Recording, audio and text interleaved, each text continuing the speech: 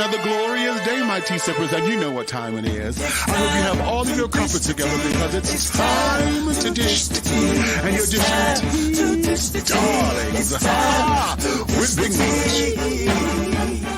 Can't wait. It's time to dish tea with Big Meech. It's time to dish tea with Big Meech. It's time to dish tea with Big Meech. It's time to dish tea with Big Meech. Darling.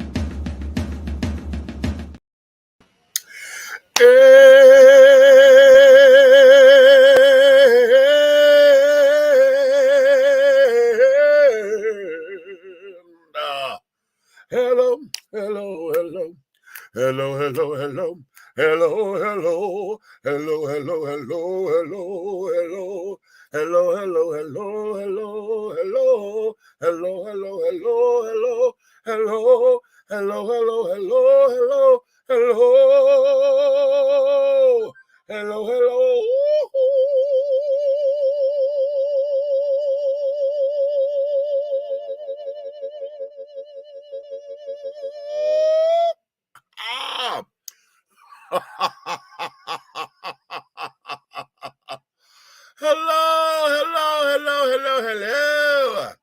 to all of my tea sippers, my crumpet dunkers, my tea brewers, my pot stirrers, my tea leaf readers, and all of my tea baggers. Yeah, we added that one. What's your tea, honey? It's another glorious day. I know you have all of your crumpets together. Why? Because you know what time it is, darling. Because it's time to dish tea, and you are dishing tea, darlings, with Big Meech. What's going on? Hey, y'all know y'all were looking for us yesterday, right? Y'all know we're on Fridays and Saturdays. Yesterday, we got caught up with the photo shoot. Y'all know, remember last week when we had Big Red and DJ Ruckus, and where DJ Tim was trying to come in, but he couldn't get in. But we had them on yesterday telling y'all about the new line dance, the City Shuffle, right? Well, yesterday, honey, we were out and we had to do a photo shoot because we're trying to get the headshots together and all of that. So we got started late because of the venue had to be late. And I did not put out an announcement saying that we weren't going to be on the air because I knew we wasn't going to be, and I should have, but I didn't. And that there is that. So we're on today, darling. Hopefully my co-host will be able to come in. And we can all just party and carry on and do how we do. But just to let you know, yeah, yesterday, honey, we had an extensive photo shoot with the team, 3 times grown, honey. And we were doing our thing, okay? So thank you for your patience. And anytime we're not on the air, honey, feel free to go into the archives and do any and everything that we got tons and tons of content for you to review, especially some if y'all go to the YouTube page, go look at some of the folders. I got dishing tea folders and carrying on. You hear some of the archives when we were only audio only on Blog Talk Radio, which we're going to reinstitute that this year. I'm looking to go back to Blog Talk platform because a lot of folks like to have the audio podcast, like when you're driving and carrying on, so you're not trying to concentrate on the screen. Go check out some of those things. Some of the interviews from old and carrying on, and you see how we progressed over the years. What has happened since the pandemic, or the lockdown, we have concentrated more so on the visual performances. So now that we have a TV show, all of our efforts have been concentrated here to make sure you get the live video television performances. And we have not, I had done away with doing a lot of the audio, right? Because I'm trying to do this, that, and the other. So what I'm going to do is, with the audio, there's probably going to be a little bit more exclusive content over there. Probably do a lot of the Big Meech moments on the audio and all of that. So that way it'll be something where you're getting a little piece of us all around. So it's not like you're tuning in and you're going to get the same exact thing. So we're going to do something different with the audio, have this to do one thing and then do something else, across the way. so that you can feel like you're peppered and seasoned, darling. Because we're no longer the grown and sexy, honey. We are the seasoned and sophisticated.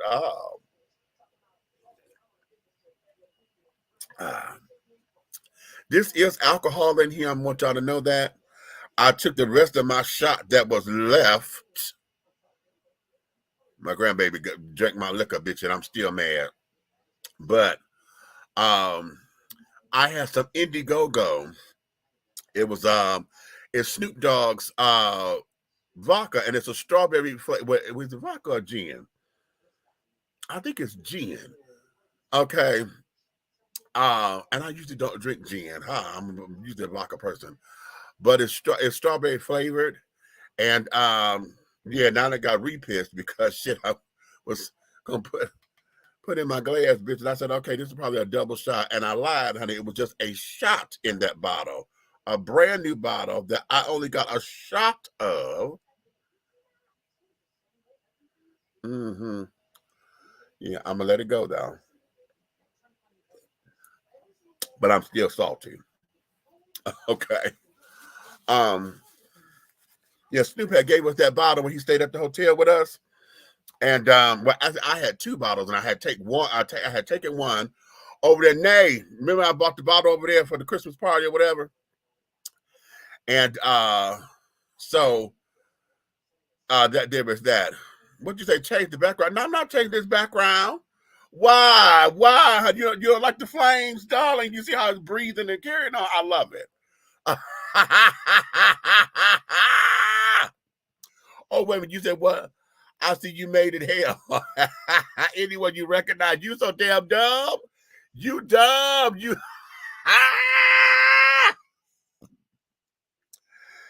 No, honey, it's not hell, darling. This is just the flamethrower, baby. It's the flamethrower.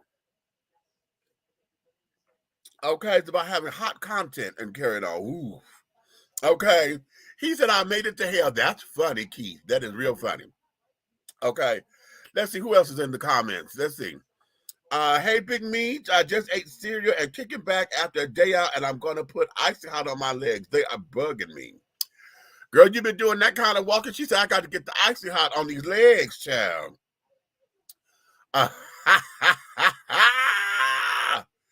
He'll be in it. Okay. Cutesy. Red is on the way. Oh, hey, Calvin. What's a happy new year and great Saturday night. A happy new year to you as well. For those of you, honey, who are still, if we haven't communicated, we are what? Today is the 21st. So we are 21 days into the new year, darling. So how is your 2023 going? Okay. Thus far. Okay. But I'm going to pose a question that was posed to me. I'm glad Red came up in here because it came from a discussion that he had at the cookout. Okay. The family, did something very real, which we all need to adopt. And that there is, if MLK is an actual holiday, how come we don't treat it as such? Okay, that's the first question I'm going to ask. Why don't we treat it as such? Don't nobody break out the cookout. We have not seen, the big family picnics and this, that, and the other, and all of that. Well, his family, that's what they do, okay? They get together, they do the big cookout and everything. They have the people come over. And in addition to just the cookout, they absolutely celebrate Dr. King, okay? And so I'm gonna get into the question that they posed later because when we get to talking. So that there is what we're going to do, because I know for me, I get tired. Yeah, I know. That's what's fun. The fire is moving in the background. It looks like it's chasing you. I know. That's what I like. It's fun. Yes. That's what I love it. Okay. I love it.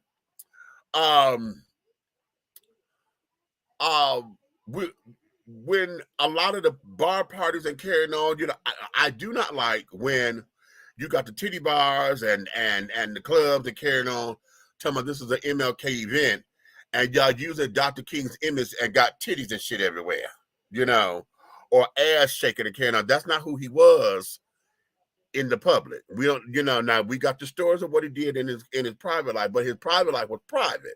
It was behind closed doors. It wasn't out in the public or for public consumption like that.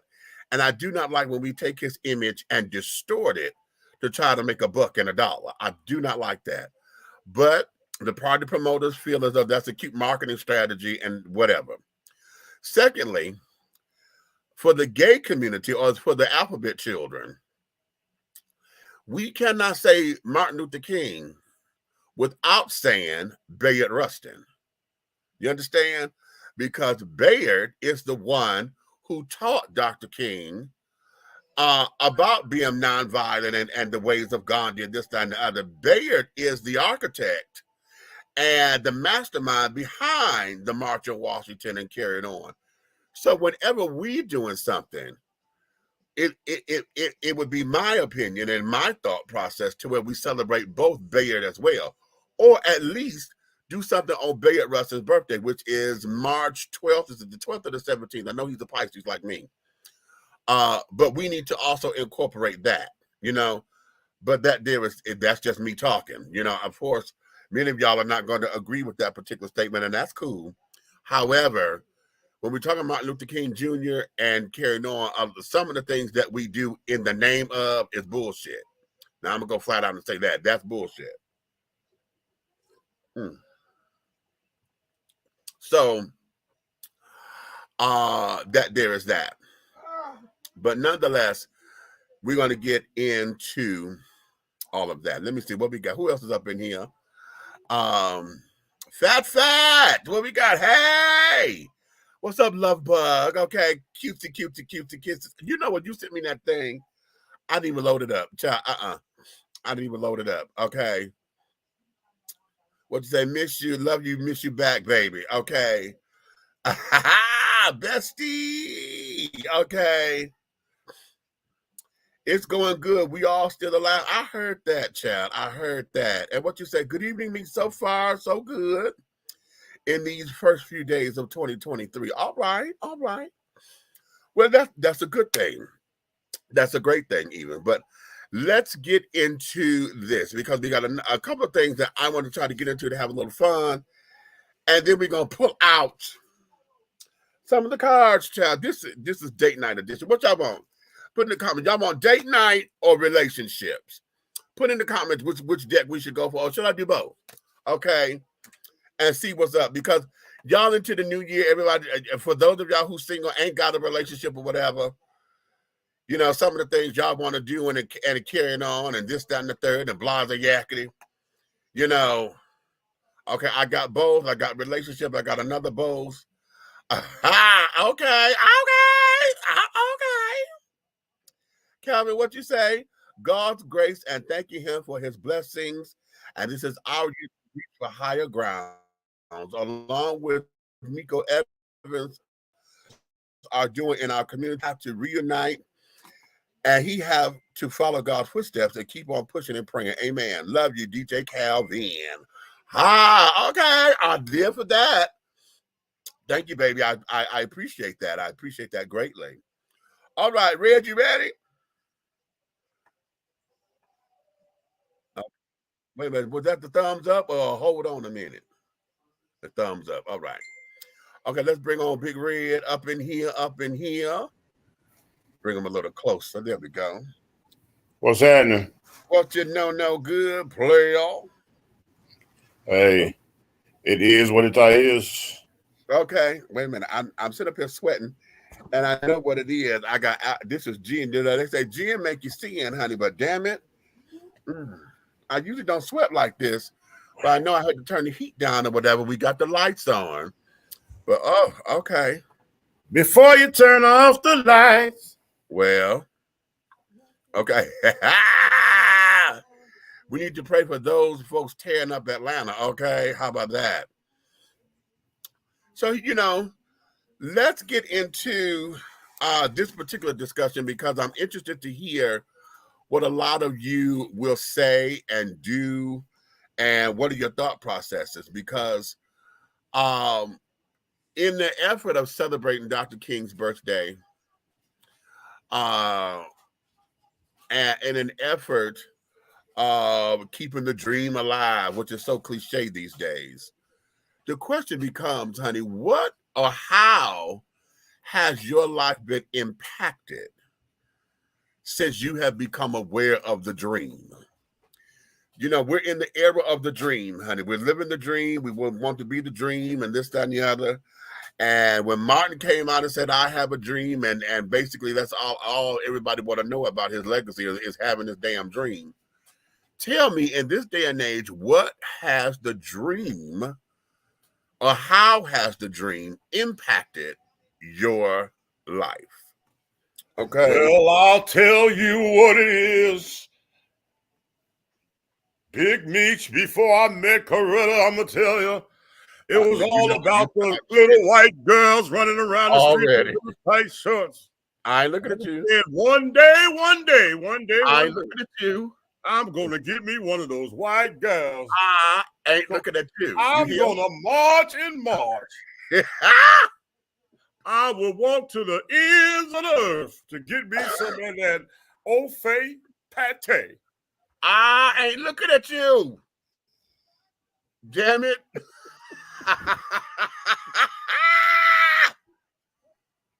Your ass. No. We're only 18 minutes into the damn show and you cutting up all the fuck ready. Excuse my French, Big Meech.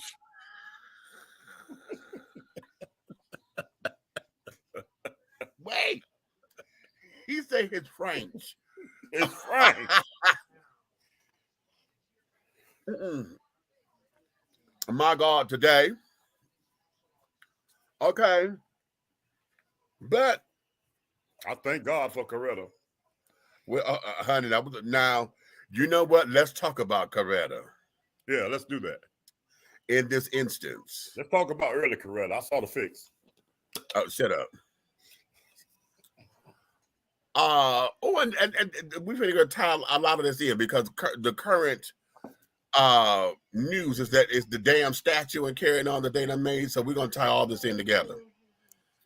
She was the first Michelle Obama. Huh? She was the first Michelle Obama. Well, how about that? How about that? Oh, no, that's rich. That's rich. Okay. Without the, I mean, you know, Michelle didn't have the scandal. You know. Period. Michelle didn't have the scandal, which was a blessing. But when we talk about, see, I want to talk about the strength of a woman. Okay. And I want to talk about all of you who claim to be strong women and then strong black women. Okay. Can I have my opinion on what a strong black woman is? And that is? Well, you have to take hats off to them. Because anybody who can push out the circumference of a baby's head. Well, okay. Anybody that can tell you exactly what the top of their kneecaps look like. Anybody that can bleed once a month and still go to work and get a full paycheck.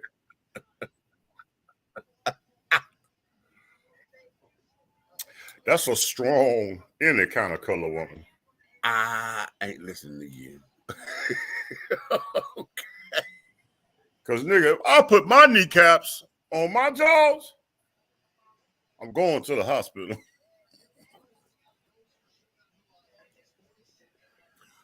Yeah, considering that has to be a feat within itself. Okay. Exactly. But they do it with or without a belly. Okay. It's amazing. It's amazing and it's strong. Boom. Okay. Anywho. Push. I'm not Operation Push, child. Push. Okay. Anywho, I'm not listening to you. I think he's coming. Yeah.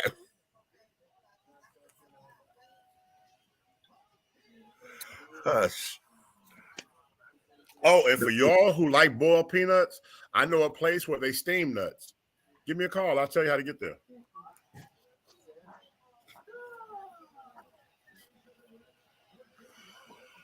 Didn't I say I'm not listening to your black ass? I'm not. I'm just sharing the wealth. Anywho, I'm trying to get my thoughts and you fucking with my head. Anywho, Somebody's messing with your head. There's too many of y'all in one bedroom. Well, if they're messing with it right, it's cute. But anyway, You got a point. it's cute. But when we talk about strong women, particularly in this case of Coretta, because I want to make sure I'm staying on topic. Right. Those of you who want to aspire to emulate someone or somebody, as a matter of fact, everything about Coretta Scott King, honey, has always been, she was feminine personified. You know, she was always a feminine woman, you know, and she made sure that she was the backbone and the neck bone to her husband. She endured all of the scrutiny of that time. And they were young. See, this is the part that y'all have to understand. Martin was only 22, 23 when all this was going on. When he started into this, he was killed at 48. Okay? So you're talking he as a young man with a young wife. They have 4 children.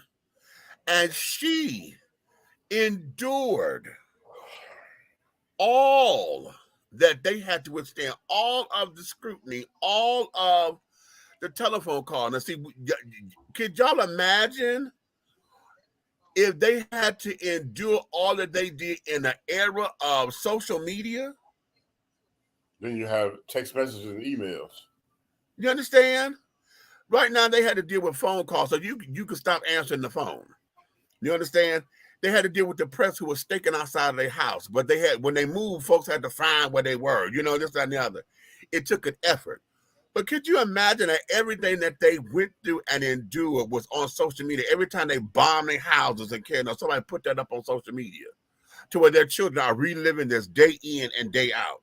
Could you imagine having her dealing with a bitch who was at a city that she didn't go to because she was at home with the kids, but some bitch sitting up there saying, "Oh yeah, I fucked your man last night," and got it up on Facebook or on Instagram or on OnlyFans because they're gonna make you pay so you can watch them fuck Martin Luther King. Could you imagine if she had to deal with that? Because then the traumatic stress would be more alphabets than we deal with now. It would be like PTSD, TNT. How about right? Okay. So yeah, Right. I get it. Mm-hmm.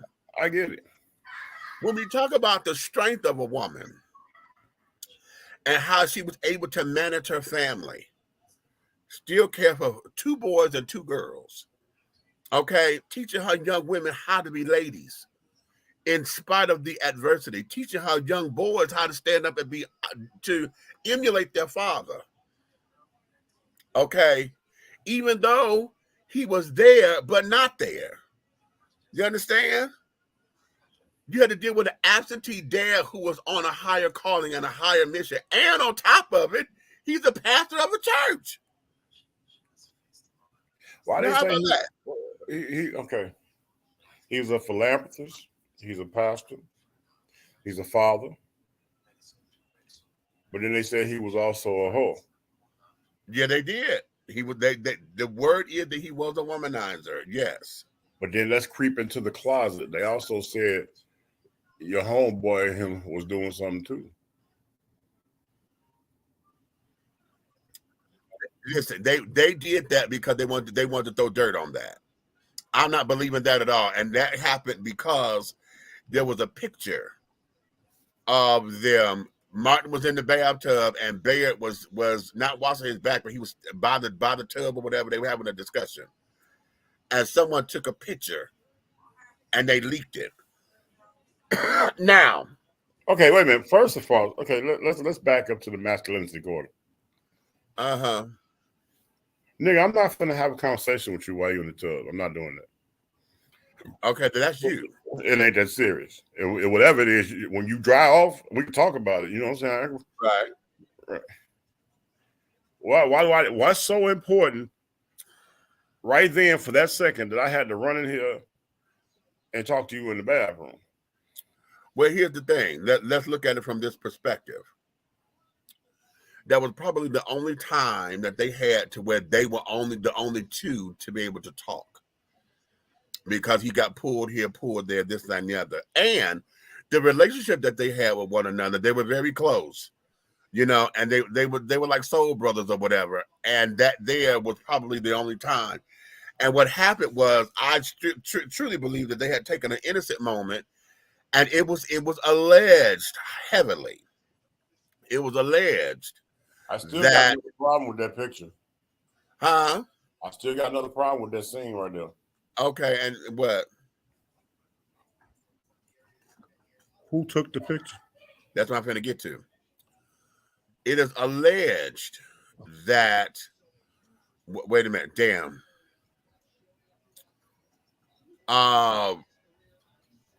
There's a historical picture of Martin. Powell, Adam Clayton. Wait a minute. Let me get all. Not Ralph David Abernathy. Wait a minute. Let me get Martin Luther King's crew. Well, somebody leaked it on purpose.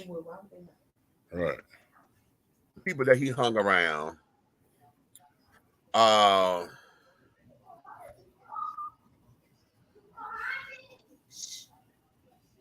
It wasn't Ralph David Abernathy. Adam Clayton Powell. That's the one.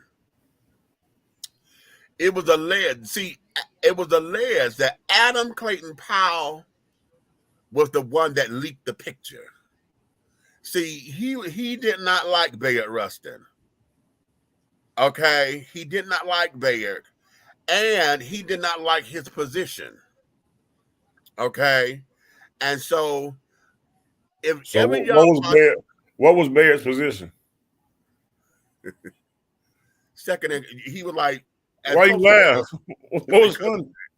Hush. No, I wasn't gonna ask you was he top or bottom. I was just gonna ask you what was. I was trying to let that go, but I started laughing because I heard the double entendre in it. I was trying to get by it. Okay. I was like, what was his position? I was trying to get by that. But you know, where he was as far as his in the hierarchy of everything, it was said that Adam Clayton Powell had a bad taste about that. Okay. And that he was the one who had threatened to go public about Bayard being gay. And so if y'all watch any documentary or any movie on Martin Luther King, and you get to the scene where the guy who left town in the trunk of the car, that was Bayard Rustin, because they had went and they were going to leak. No, it was leaked that he was gay. And so before the march or whatever, it was the march or the boycott, they had to get him out of town. And that's why Bayard was not a part of everything, because they did not want the negative press of him being gay to become the forefront and the talk of all of that, because it would put a negative light on it. Okay? So they got him out of town. All right? So, that's inside shit. That's inside shit. Okay? Yeah. So in order for stuff to not get explosive all over the paper, they had to put the crayons back in the box. Right. Okay. Right. You dumb. You dumb. You are dumb. All the Crayolas, how they put the rainbow back. Okay. Boom. Rainbow back. Right. Okay. They put the rainbow in the box. Okay. And only dealt with black and white. They didn't want no color. Okay. You And are so- an intellectual today. Shut up, fool. All the primary colors, okay? Because it was just a box of 8, okay? Just a box of 8. You know what they say about 8? Okay. Okay, it's just a double 4. But anyway, so a lot of that is what that was. So a lot, so there was a lot of shit that had went out about him and carried on, and going back to connecting the dots with a strong woman that Coretta was, and for many folks to exemplify when we talk about Black women in our community, when we talk about what it means to be a strong wife and mother. Right. You understand? So much so to where after her husband was assassinated, she picked up the mantle and carried the torch. You said he with was the what? fight. Huh? You said he was what? When he was murdered. Thank you. Okay. Martin Luther King, people, was not assassinated, okay? Run and tell everybody. He was not assassinated. Okay. Flat out killed. Yeah, because assassinations just make it sound glorified. No. The nurse practitioner killed him at the hospital. He was alive when he got to the hospital. That's true. Yeah. He did not get assassinated. He got murdered. He got murdered. Yeah, that's true.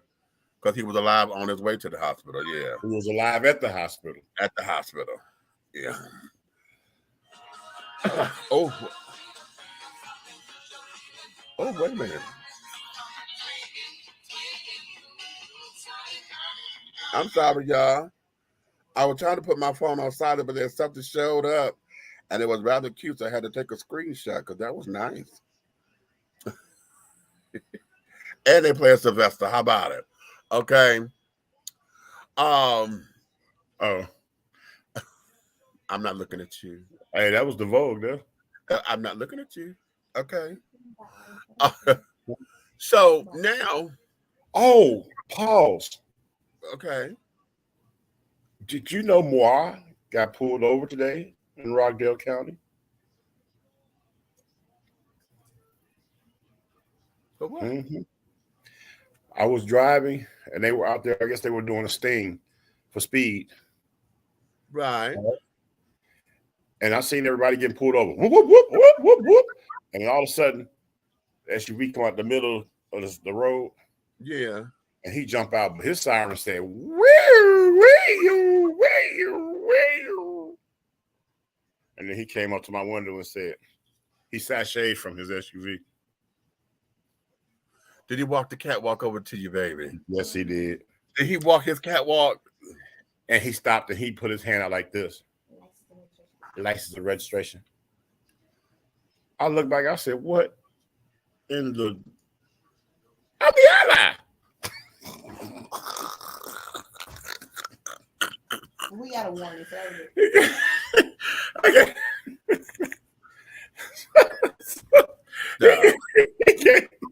So I gave him a thing. He went and he sashayed back to the car, like he was on the runway. I was like, okay, Right. All right, Rainbow Cops, I get it. Okay, so Right. then he came back. He gave me a warning. Oh. He said, slow it down. And then he turned around and he went in his pocket and got his masculine and he gave me a fist bump. Okay. Butch Queen. I said, okay. I got pulled over by a Rainbow Cop. It was a first for me. License and registration, please. Okay. But he looked like a skinny you walking to the car. A skinny me. You know that sachet you got when you walking across the room? Oh, that's my mama's walk. I can't. Yeah. About that. Yeah. And this nigga sachet from his SUV. I clocked you going I clocked you going. Did he clock you? Ah! He clocked your teeth. Did he clock your teeth, baby? Ah! He clocked your teeth. I was gonna say, what's that? Hey, what he say in that movie? What? He say, well, you clocked me? Yeah. Okay. You clock. Do you know why? Do Okay. you know why I pulled you over? I clocked I you going said, 70 in the 40. Obviously, because I'm a handsome young fella. That's what.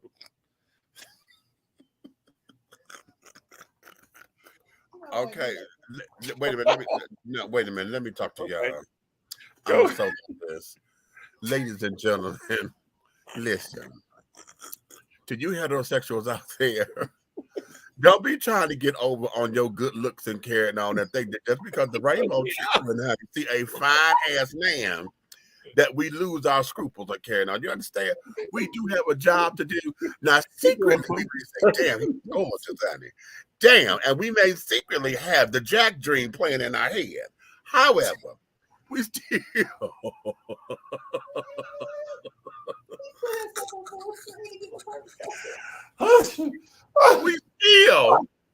got a job to damn do. Now, when we get home, we gonna get on the phone and tell all our good we gonna sit up, we gonna get on the phone and tell all our girl in the trade out there, bitch. I put the piece of trade up, bitch. I'm like, ow! Okay, but we still got a job to do. So don't be trying to do that shit here. Yeah. Now back to our regular program. I can't with you, man.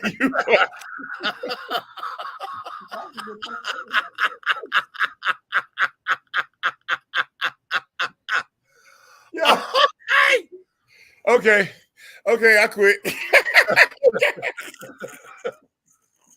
Cause we gonna compute the shit, honey. We got the jack. Cause we gonna get right there. This okay. I'm finna wait a minute. Let me start over again. I'm finna tell a trade secret.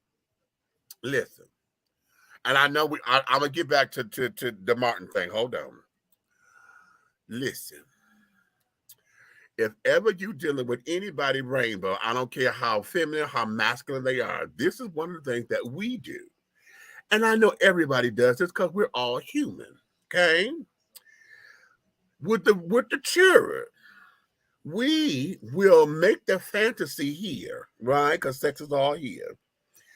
As we are looking you up and down and carrying on and eyeballing and this, that, and the third, honey, we are processing how we're going to build the fantasy for the Jack dream.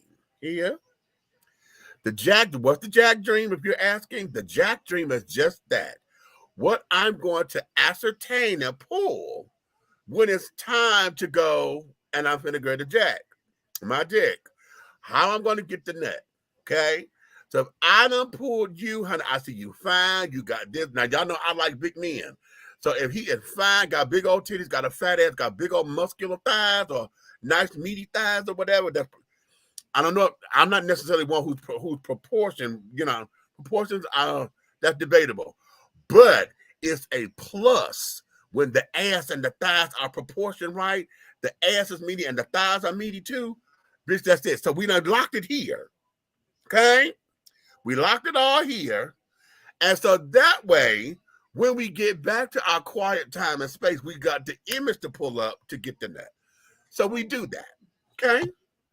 So, bedroom. Just so that you know, that's how we ascertain and get together for those nights when we go solo. Okay? Now. Okay, yeah, I think he lost it. I'm gonna need you to bring a rainbow gurney. Did I lose my mind? Wait, thank you. Facts. Right, thank you. Somebody understand that. Okay, come on, princess. She said facts. See, we put it all up here. See, what? How does that work for women? How does that work for women? Well, evidently. It works. Yeah, the princess said facts. It's the same way. So it's the same way. Okay. I just, inquire mine. It's the same. The only difference. See, the only difference is here's the difference. Okay, y'all ready? Here's the difference. You ready? Okay. Okay, for the men, right? Right. For the men, you ready? This is my left hand, right? Okay. Yeah. This is the arthritic expression. That's how it works for men. Okay. And for women, this is the arthritic expression. That's how it works for men. Okay. I know that part. So either way it goes, y'all stuck like this. See? I'm not complaining. See? Now see this and this together makes the Prince symbol. I'm a beat. Oh, You know what? I understood that part. But I'm just, you know what? Never mind. I'm not gonna talk to you either. That's it. just get your Spider-Man fingers, honey. Just Spider-Man web. Okay. Yeah. You want to protest? Protest what? And thumbs up. You got Spider-Man web and thumbs up, honey. Okay. I have to do that. I got the rose. That's fine. The rose? The rose gonna be wilted soon. No, I don't Oh, do not it. the wilted rose. Okay. Hey, I went over there to get the rose for one night, and that rose was like, I'm sick of her. You know what? No. No. Needs mute his mute his No. mute him. Okay. No. I mean, the rose, when they first get them, they come out like this out the box. They be like, hers be like this, help. The monkey just jumped right out of me. I don't know what happened. No, you heard that? The monkey just jumped right out of me. I don't know what happened. Did you get that invite I sent him? The monkey just jumped right out of me.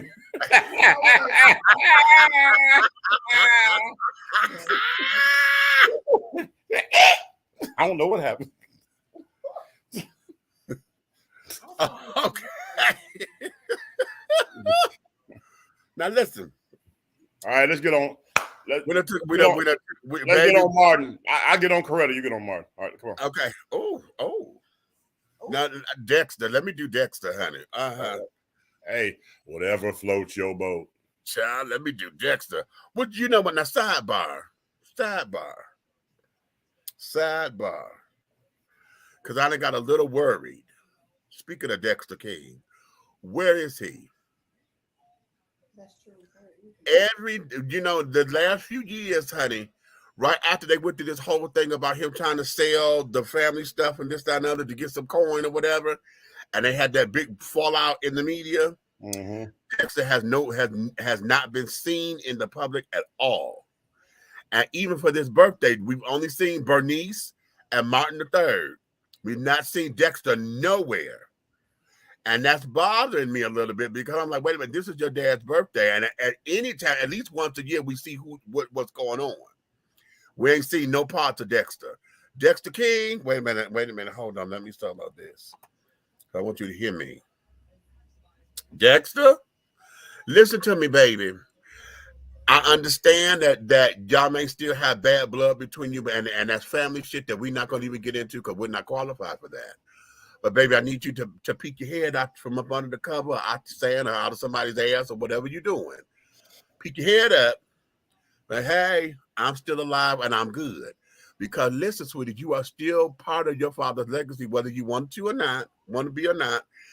And you look so much like your dad, child, to where folks are going to find you regardless. Okay? Because quite actually, I know you the baby boy. You should have had your daddy's name because you don't want to look like him. Your brother looked like your mama. But that's okay. That's just me personally. Coretta Jr. Okay, right. Okay. At the same time, baby, I need to know that you're okay. I don't want to get into your business. I'm not going to sit up there and my community wants you to be one of us for obvious reasons. Okay, but that's neither here nor there. I just need to make sure that you are okay and alive and in your right mind. Just peek your head out, say, listen, I'm good. Leave me the fuck alone. And we could take that and be good. You hear me? So whoever knows how to get to Dexter, send this to him so that tweet it or something. Put out a tweet.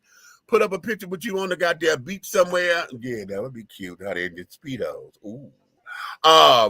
But let us know that you are okay. All right. Now that's my public service announcement to Mr. Dexter King. All right. Did you call? Wait a minute. Yeah. You on the phone? Yeah, he's doing it again. He's something about a hard king and Dex and Speedos.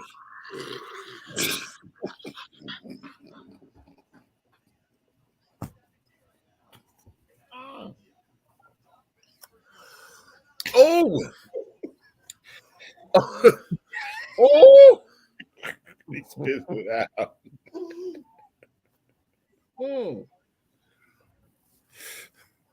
You don't do that when I'm drinking. Here. Oh, that almost fucked up my computer. Shit. Oh, Oh, that's too funny. hey, if we sell that clip on Pornhub, we probably can get 1 million hits, though. Okay. Oh, Lord. Now everybody want to see me swallow, but that's all right. That's a whole nother story. He's doing it again.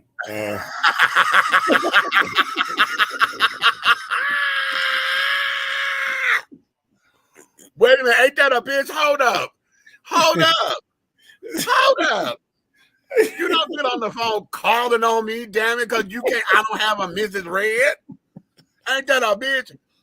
Y'all gonna sit up there, y'all tell on him to my Miss Red, he doing it. This fucker just on the goddamn phone gonna call the authorities on me. That was he doing it again. Ain't that a bitch? And then go call him to come put me in a rainbow straitjacket. Like I done lost my motherfucking mind.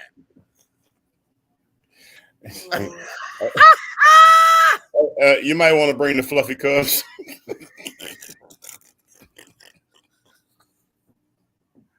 You stupid. Okay. All right, let's get back to content. Oh shit. Oh. Oh, see, okay, we can't do no gin no more, child. This shit make me sweat. Yeah, gin make you spit, huh? Bitch, you know what? She gonna make me slap the shit out of her. Okay, so I should have gave her the goddamn bottle. Didn't I say she drunk the bottle but a shot? Who? My damn granddaughter. No, the granddaughter. Prince? The granddaughter. Oh, yeah. yeah. My damn bottle of Indiegogo. My Snoop bottle. Your Snoop bottle? Yeah. For Sheezy. Yeah. It's a miracle that she's still here. That's how come I know there's a God. Oh, wow. Did she even crip walk for you? Listen, we gonna say we just know that there is a God. Okay. I would need a crip walk on video. But anyway, let's get back to. Can we get back to the show? Hey. Okay. Yeah. She said, "Oh, damn. Yes, honey." Anywho, wait a minute. See, y'all gonna make me do something. Hold on, because I need y'all to get the visual. Hold on, Red. Apparently tonight he has not taken the blue pill, but he's taken the pink, blue, green, red, and yellow pill. And you know what? We're gonna find out exactly what the side effects is to this pill, and I need y'all to hurry up and get rainbow gun. Oh, hey, how you doing?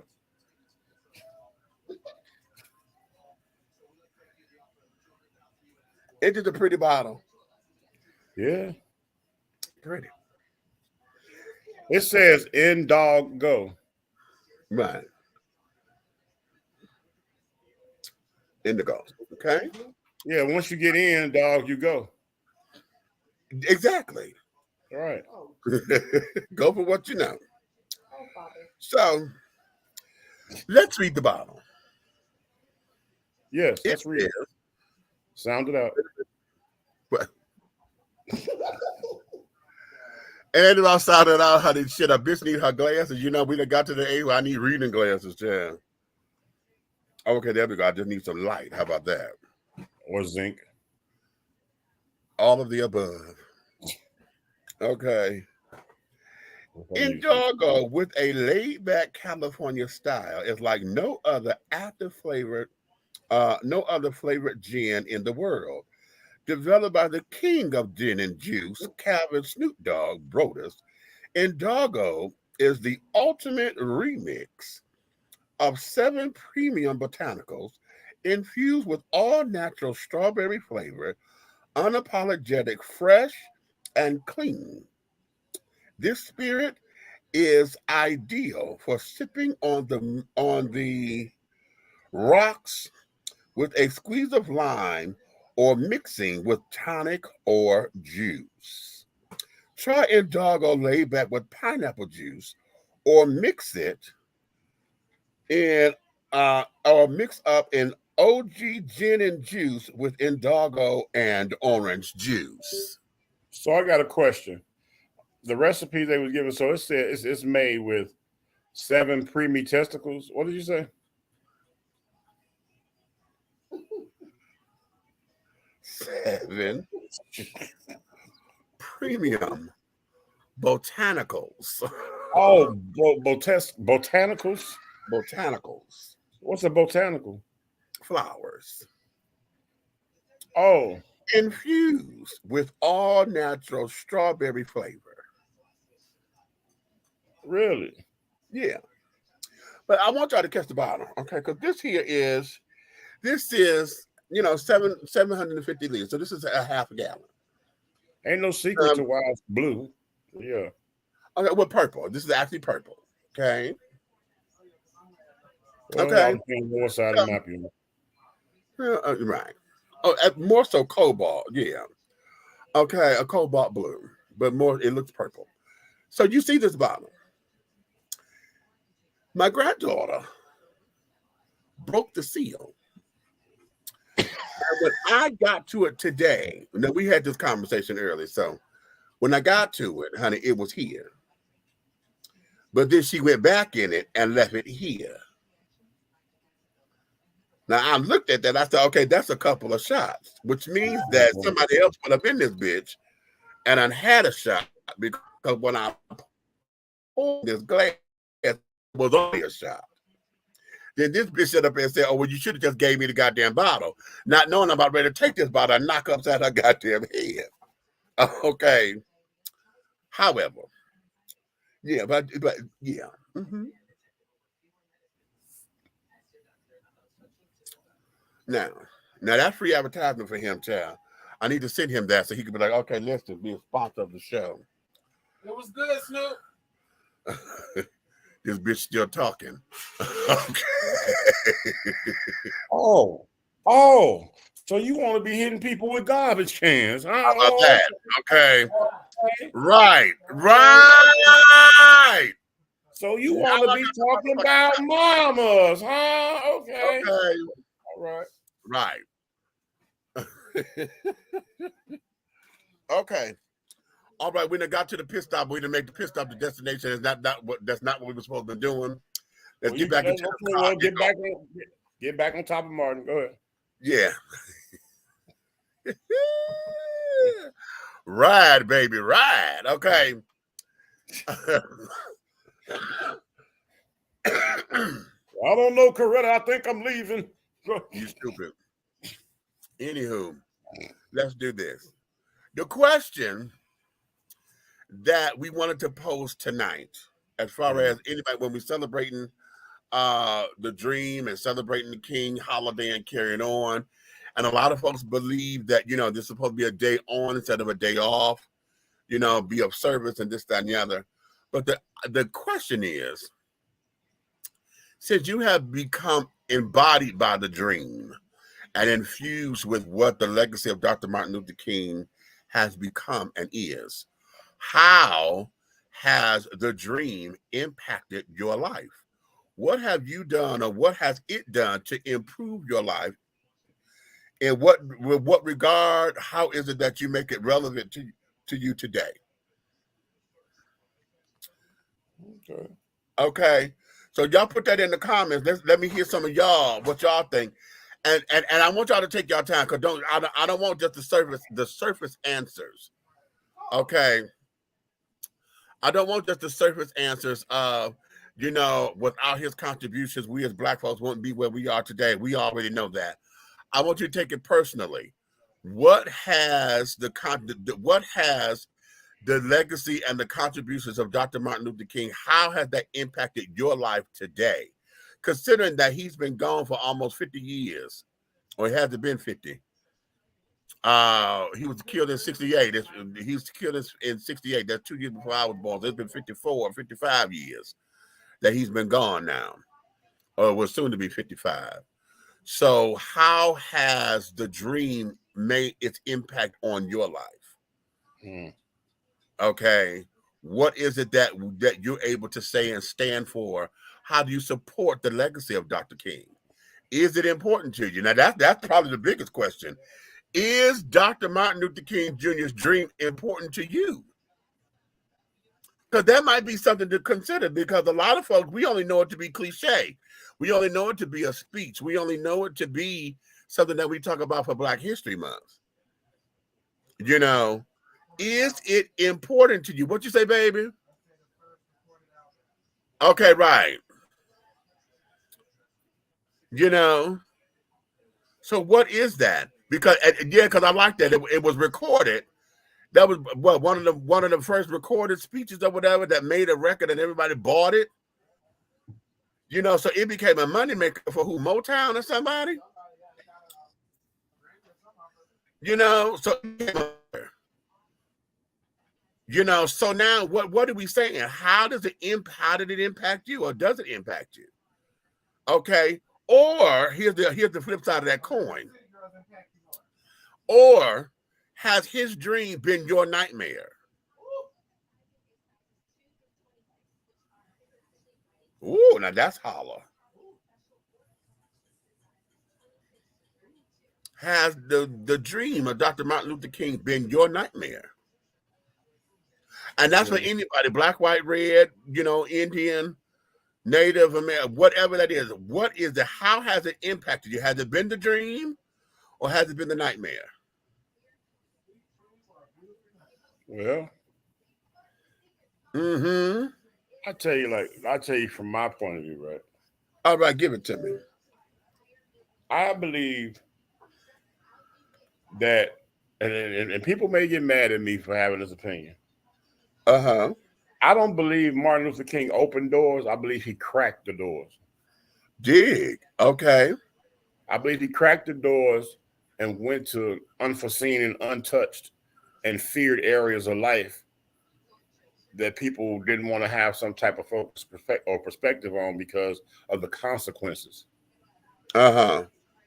So he was brave enough to bring up the unspoken issues.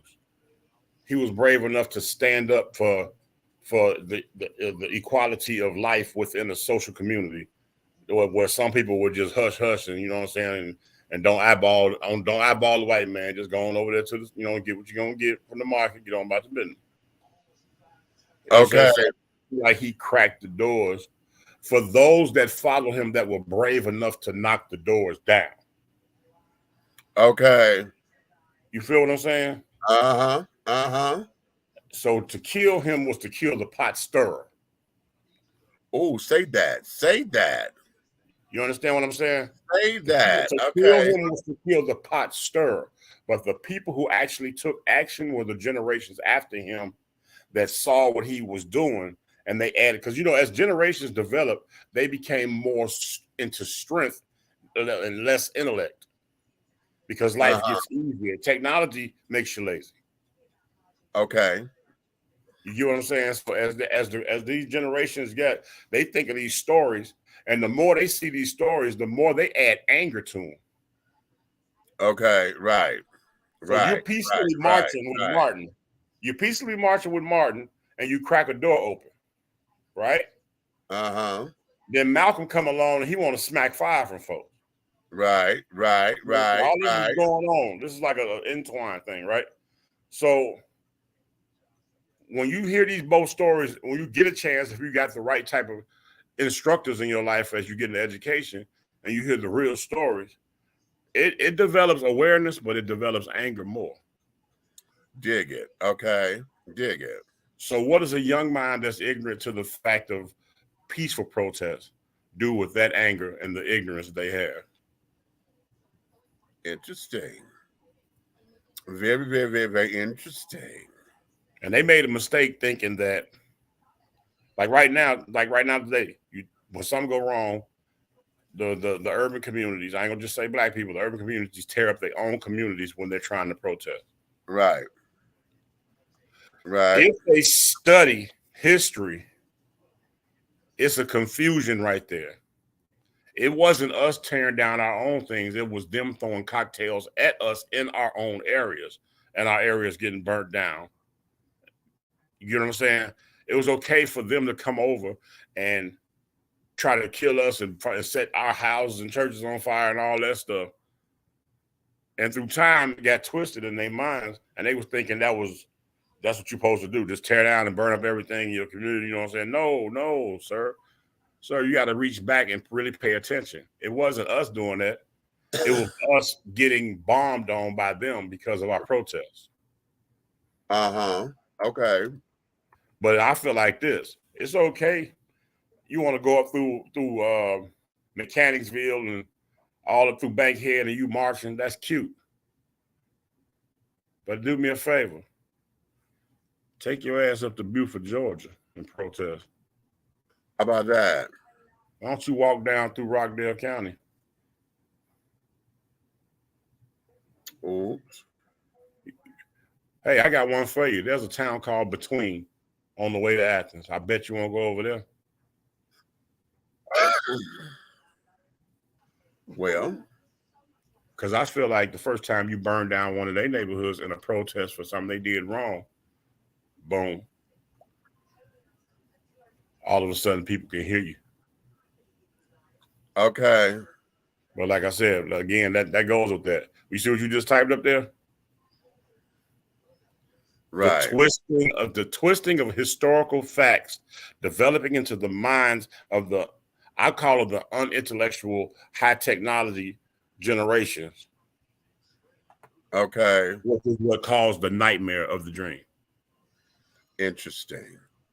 Do you know that you can stop somebody today that's in high school today and ask them about this stuff, and they'll tell you about all that was about a white woman and all that, or dating white women and all that? Okay. So what does that tell you? This is what because people stop asking their kids, well, tell me what you learned today in school. They stop doing that. Not knowing that all the stuff that we learned was slowly getting ripped away page by page. Each generation, they were ripping a page out, dumbing it down, turning the story into something that was just totally ignorant and trying to base that man's whole life off of one speech. I have a dream. Okay, right. We had many different dreams. You dream your ass to the liquor store, get another bottle of liquor. Well, how about that? Yeah. Okay, how about that? Listen, I want to put this up here because Buck just came up in here, and today they just celebrated his mom, her homegoing today. So we holding you up, but listen. I may not know how you feel specifically, but this feeling I understand too well. We get it. So, baby, take all the time you need to get you together, whatever that means. And do know this, however you feel, when you feel it, it's okay. Because that is going to be part of your healing process. And how long it takes, the process it has its own time limit, honey. So there is no, oh, I got to do this, and I should be done by this time. And there ain't no such thing. It's going to be what it's going to be. And it's going to be okay, however you are, whenever you are. It's okay. Give yourself that permission to be okay with whatever you're sitting in, all right? You're going to get through this, honey. And the best way to continue is to celebrate her by being your very best. After you come through this process, you then got to continue to live because the torch is now in your hand, the baton. So now you got to run the rest of the race. And how do you do that? By using the tools that she gave you or whatever you felt she didn't give you. Use that to fortify you so that you can show the world who she was to you. Okay? So that there be that. Okay? And always remember this. However she was or whatever kind of mother you thought she was, she did her very best. She knew what she did, what she knew to do at those particular times. because she's still human too. Okay. All right, Patricia Ann. There you go, baby. Y'all say hi to my, listen, all of us. Okay. Yes. Right up there. Okay. Yes, God. So, all right. Now, getting back to how has Martin Luther King's dream impacted your life today? Is it still a dream or a nightmare? Okay. Well, for me, I'm going to say this, and this is probably going to be, again, another unpopular thought. Okay. The dream has always been a fantasy to me. Okay. It has always been a fantasy. And I say that because of how we've been treating it. Okay. It's always been church theatrics, you know, because we got the pastor who came up there in his eloquence and in his grand delivery, his oratorical style to get the people riled up. Okay. And every time he said, I have a dream today. Okay. It's wonderful and it's beautiful and it motivated me. Okay. When I was a child. Today, the impact of that dream today has always been that I'm now riding the coattails of a fantasy.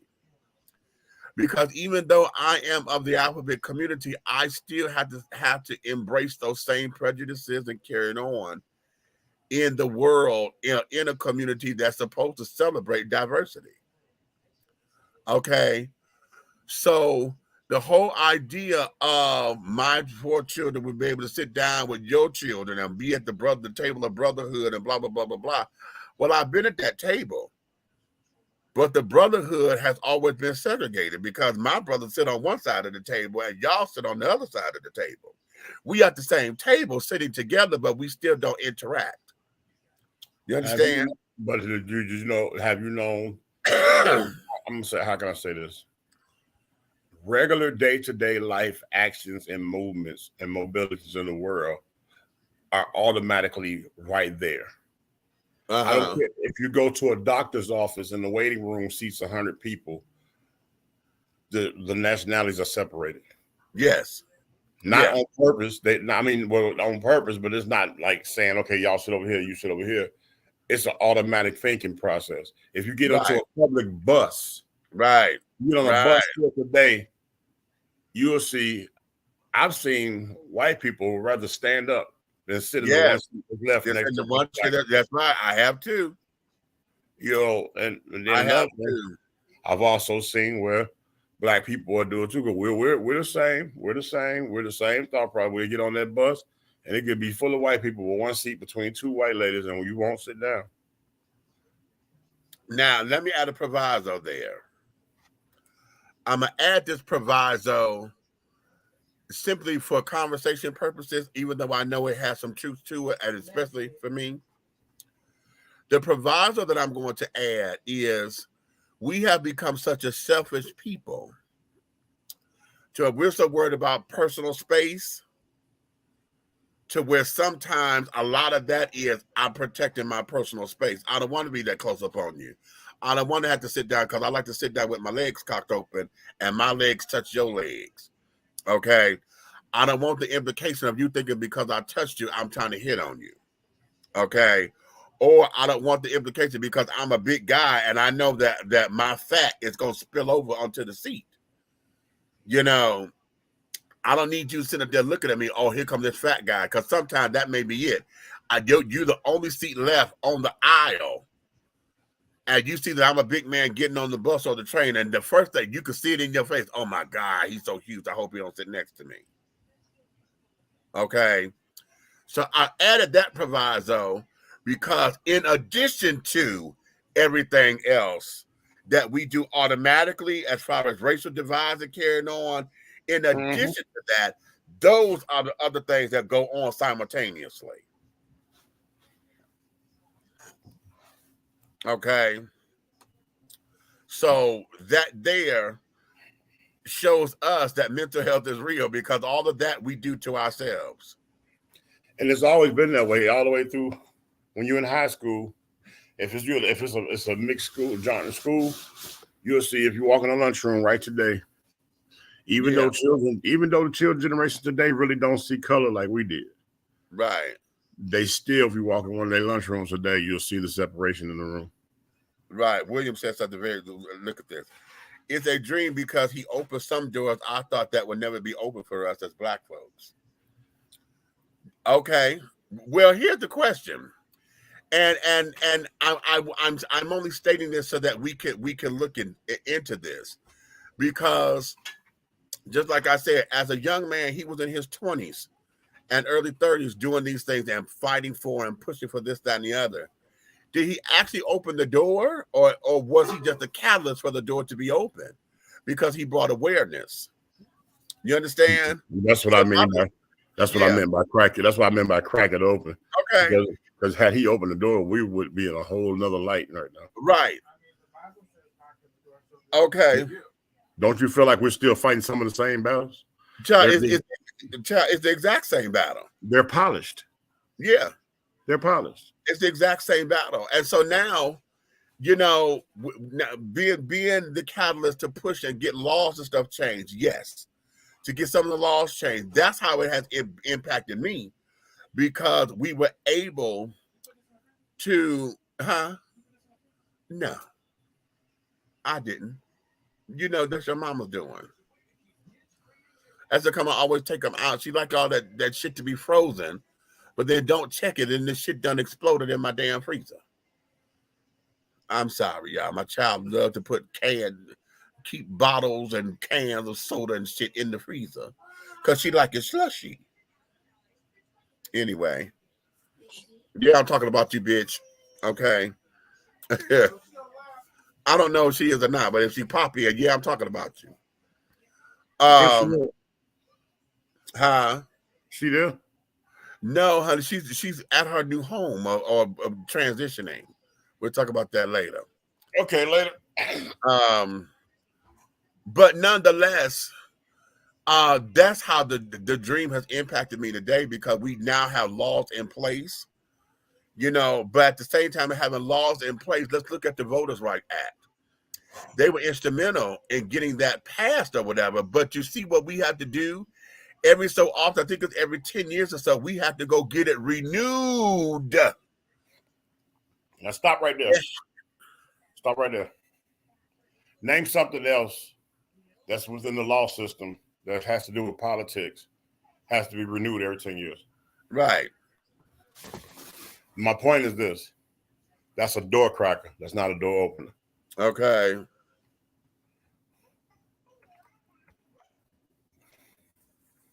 Because what that is hope you don't renew it.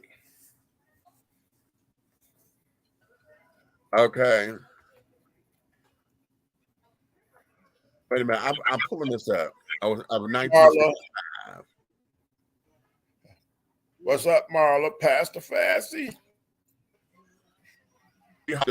How often that we have to get it renewed, because it was never etched in stone in history, because we have to constantly do it, which is why it's now called the what's John's last name? John Lewis bill. Okay. Because now that John Lewis, being someone who marched with King and this, that, and the other, has been a congressman all this time until his death, you know, he's been trying to push that to be passed into law permanently. Okay. And it has just been a nightmare ever since, because we have to constantly renew it. And that's ridiculous. How is it that if we won this, we got to continue to renew it? Mm-hmm. Okay. So that there is that. I'm trying to, wait a minute. Let me do it this way, because I got the history of it, but I want to see how. Let's see.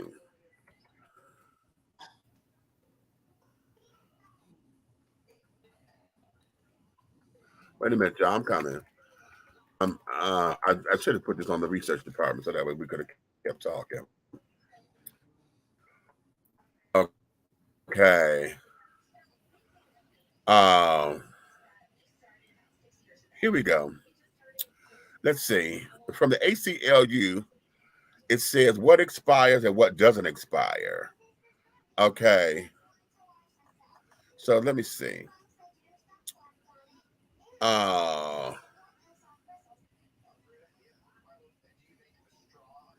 Okay.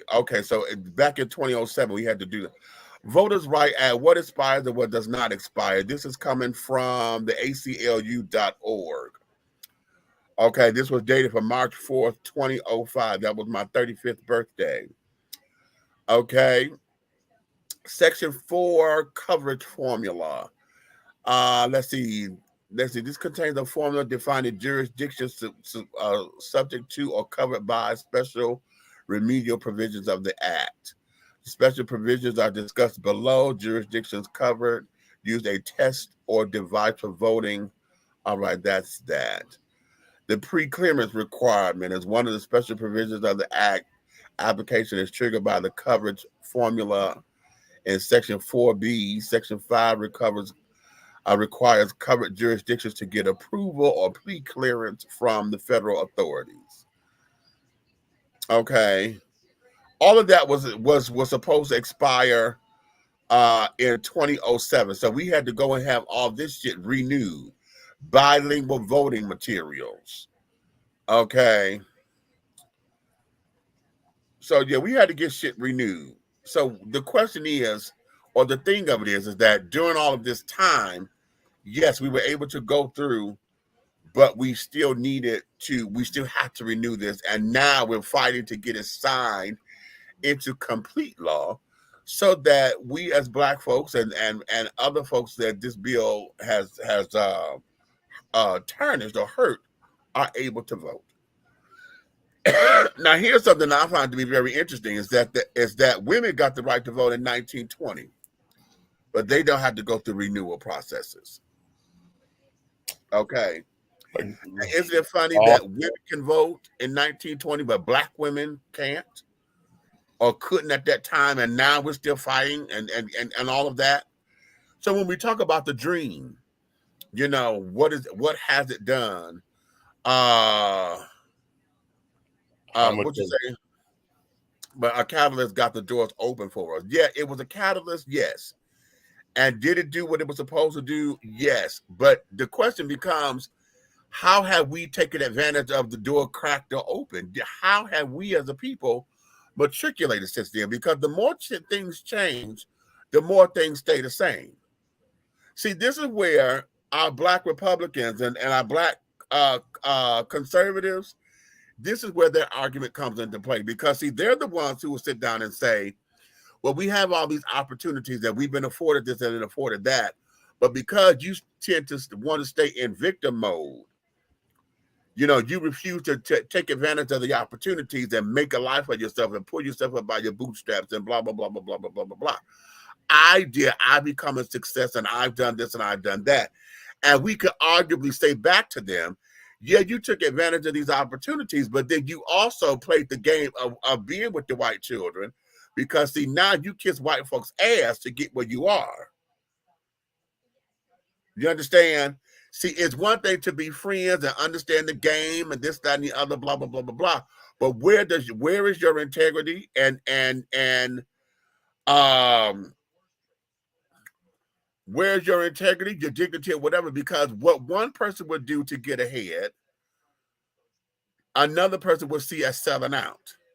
What one person sees as the path to success, the other person will see as, okay, you brown-nosed your way through.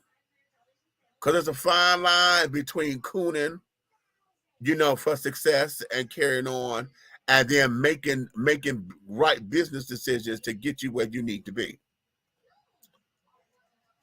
Okay. So that's where we are. Okay. So again, how has the dream impacted your life today? Here we are in 2023, and we still talking about the dream. What part of the dream is now a reality for you? Let me ask you this, Mitch. Uh-huh. How much stuff that should be a normality of life is more difficult for Afro Americans than it is for others? Oh Lord. Okay. Hell, damn near 99% of the shit. You ever notice people who work the same jobs as you, live the same lifestyle as you, are able to walk into a new development subdivision and buy a home, and you wonder how they did all their paperwork in a day? Right. But you Exactly.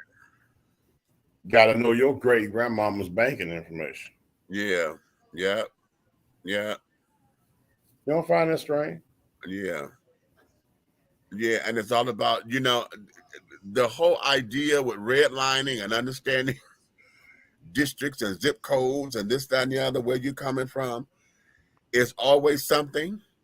We were having this discussion. Who was I having this with? I think this was on my Wednesday show, the Money Train with DC over on mix106radio.com. We were having this discussion this past Wednesday about how a lot of the urban neighborhoods and stuff were impacted with a lot of the incinerators and a lot of the dumping facilities. So now we got all this methane gas and contaminated soil and contaminated air that has polluted the land. But all that land is sit over there was always the cheapest land. You could get a house.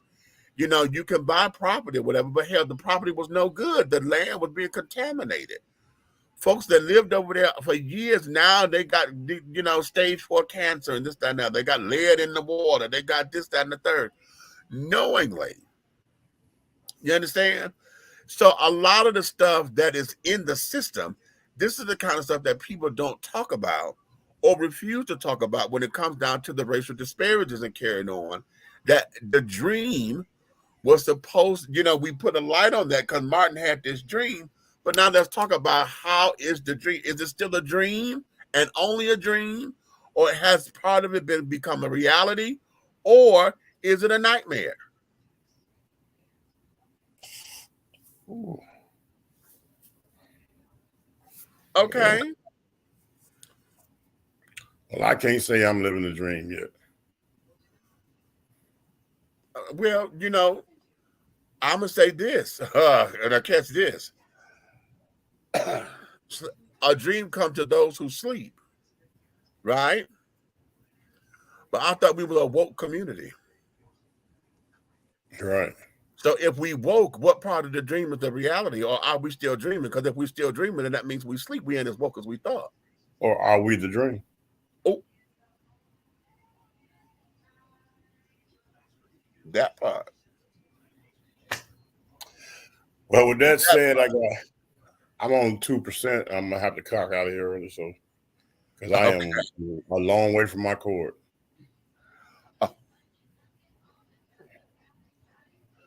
I'm gonna let that stand the way it is. I'm gonna let that stand. I'll take that. I'm gonna let that stand. I'm gonna let it stand too. Once you get to the cord.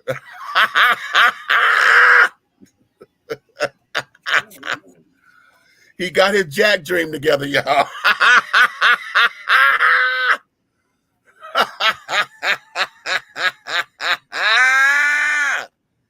Yes, God.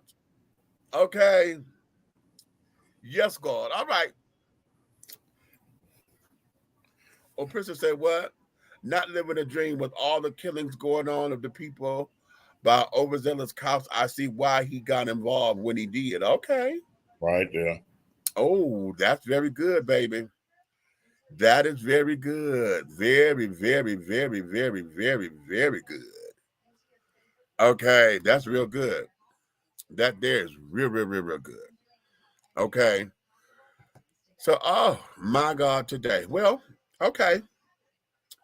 Here's where this is, honey. I'm gonna let y'all marinate on that a little bit more because a lot of folks may come in and they, and I'm gonna say this here because that folks have an opinion and we want to dissect something.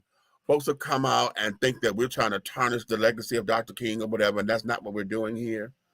Because we all know what the contributions are. We all know what the freedom struggle is and was and carrying on. I was a kid when most of that was going on. And as a matter of fact, no, let me take that back.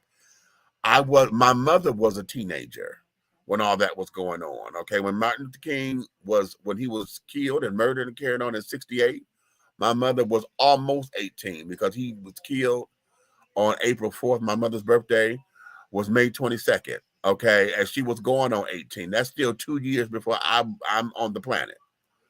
Okay, so I am my generation. We are the post Martin and Malcolm's death generation. Okay, so we're the aftermath. Okay, born into a world we're not having. We're probably we are the generation coming into this of not knowing what it was to have Dr. King and Malcolm walking, okay, and being impacted by them coming to the churches and carrying on. So I don't know what that is, okay, to have met him. I know the stories of how my grandparents and my aunts and uncles and them had gone to the marches and this, that, and other. So we know what that is. You understand? But I'm the generation that's post their assassinations and murders and things. So now the impact of the dream has always been us making sure that we kept the dream alive. Well, now, honey, I want to do more than keep the dream alive. Hell, I'm ready for the dream to become a reality, especially when we're in such a culture talking about something we so fucking woke. Okay, we're so damn woke in this, that, and other way. If we woke, honey, what part of this is our reality? Because we keep going back to the damn dream. Okay, now let's look at that because many of us, honey, who have dreams and we talk about it, what y'all do? Y'all go run to the number book to try to I keep dreaming about this, that. What did that number play for? So you try to capitalize on it, don't you? You do something to get up to make it work. Okay, to make it work. What are we doing now to make it work outside of regurgitating the dream? Okay. Who has now stepped in place that we're able to pull from to say, wow, okay, so this here becomes that. When President Obama won the first time, the first 4 years of his term, that there, we jumped and hollered and hoorayed and carried on because we saw it possible. That here we are, we have the first brown-skinned biracial man to win the presidency, okay, that brought in a black wife and 2 biracial children. Well, they're black, but he's biracial, so they have that biracial blood and carrying on, but they're black, okay. So now we have the whole power paradigm has shifted, okay? And so we thought that meant something, and it did, but on the surface, because now we didn't do anything to cultivate that. So we had 8 years of Obama in office, and yet everybody was still waiting on the brother hookup. So those of y'all who still mad and saying Obama didn't do shit for black folks, what have we done for ourselves to infiltrate making the dream become a reality? And now that we're celebrating Dr. King's birthday as a holiday, how do we make that happen? So how do we do that? How do we go forth? How do we make that become better for us? Or are we just going to sit back and let the dream become a nightmare because of the bitching and moaning and complaining that we're doing? We ain't got this. We ain't got that. Oh, the system this, the system that. Okay, and you're right about the system. But at this particular stage of the game, we should be more educated. We should know how to go about having a little bit more empowerment to be able to change that system. We got folks up in there that's been in there for a long time, but some of them are dying out, they're aging out and carrying on. What do we have in place? Who are we training to sit down there and say, hey, let's go here and this, and this. Okay, we got to hit this from this way. We got to hit this from that way. Who are we training and getting prepared to come up in there to take the fight, to make the dream a reality so we could come out of nightmare status for those who think we're nightmares? How do we go about doing that without making it seem as though it's all about me?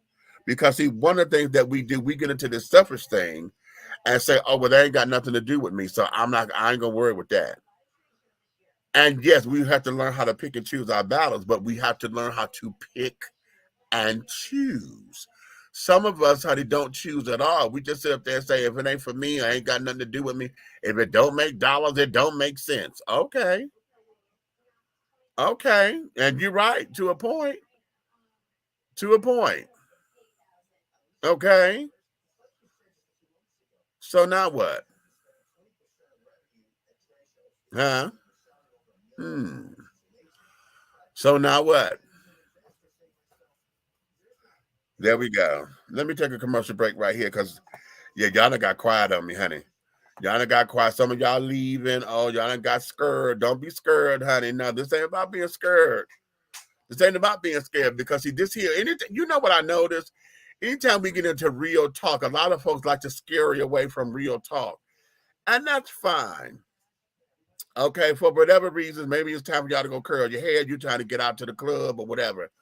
But anytime we get to talking about real shit, a lot of y'all like to go scramble and scatter and carrying on or thinking as though we talking out the side of our head. These are the kinds of conversations that we must have in order to move forward, particularly for those of y'all who are parents and y'all got little ones running around here. If your aunts and uncles are carrying on, how is it that you're making an impact on those who are coming after you? What is your legacy going to be? Huh? What is your legacy going to be? And this here is what we have to all understand because we're still living off of Dr. King's legacy. How about that? What is your legacy? What did you do to add to this equation? What have you done? What are some of the steps that you have taken to add, to make the Martin had a dream. So if Martin had the dream, who got the reality of it? Who came and said, well, this is what the reality of that dream has done for me? My reality is, Martin had the dream and said, we were able to do this. Well, my reality is, I did this. I went to school. I got this. I did this. I opened this school. I opened this job. I opened this business. I employed X amount of people. I taught X amount of people. I have apprenticeship programs. I have this. You hear where I'm going? I have put myself in position to it. I put myself up by my bootstraps and created avenues to do the same for those who come behind me. It wasn't about just me getting the coin and the recognition and this, that, and the other to harbor for myself. That there was my personal glory. But now, in order to get a better glory out of it, in order to touch the lives and to be of service to one another, how did I take and make the dream a reality for somebody else? Because my reality becomes somebody else's dream.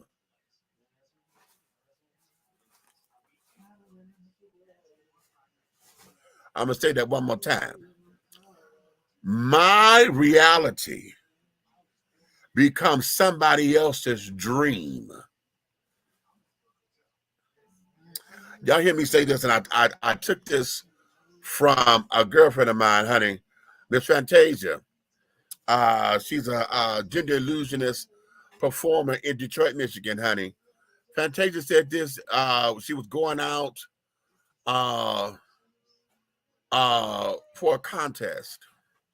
No, she was talking about the girls that were in this contest. I think she was going out for Miss Continental, okay, which is the trans children and the female impersonator, the drag queens that carry on. You know, our sport is the contest, so we have our version of the Miss America pageants and all of that. excuse me, and Fantasia was going out, and she was saying about how the kids would kind of comfort her and carrying on. And she said this statement. She said, "Bitch, I have spit on ground that you're dreaming to walk on." And baby, the day she said that to me, honey, that has pierced my soul. And so now, when I see folks who are doing the stuff I'm trying to do, okay, you see movies all the time. You see folks that got these horrible ass products out there and carrying on. Bitch, this shit is horrible, but they got product. Okay. Okay. So, you know, when we have that, and you would hear me say, bitch, you have spit on ground that I'm dreaming to walk on. See, you've already been there. I'm trying to get there. You understand? So now how do we do that? What is your legacy going to look like? How are you adding to the dream to become reality? What are you doing for that to become your reality? So that your reality becomes somebody else's dream. Okay. Let me take this commercial break. I'll be right back because I got to refill. Ah! Okay. I got to refill, sugar. Wait a minute. Where I'm going to start? Let me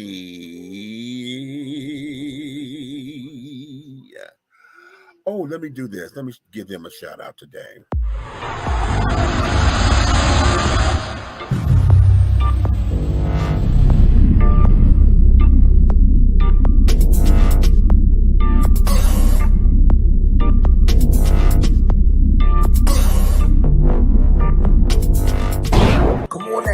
Black on, get into it. Black on, look at that David Ford right there, that's his thing. Black on, he don't know Tom.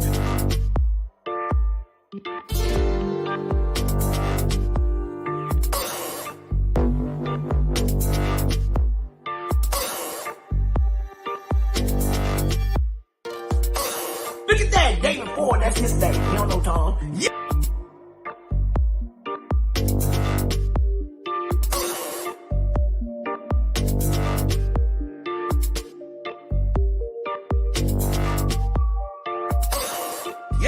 Oh, here we go.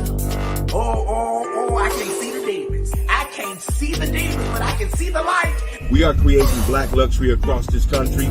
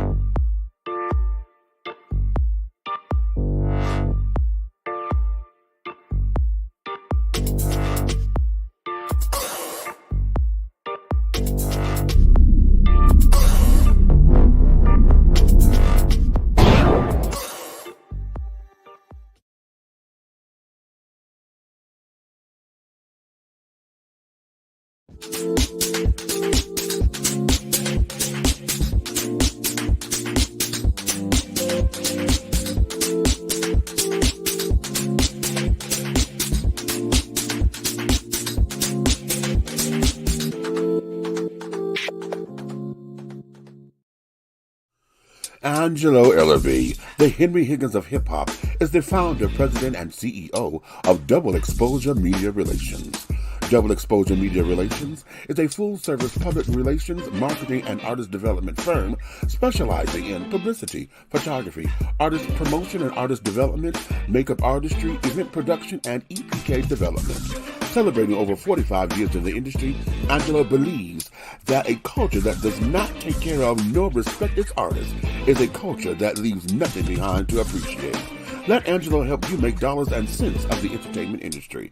Contact Double Exposure Media Relations at 201-224 221-224-6570. That's 201-224-6570.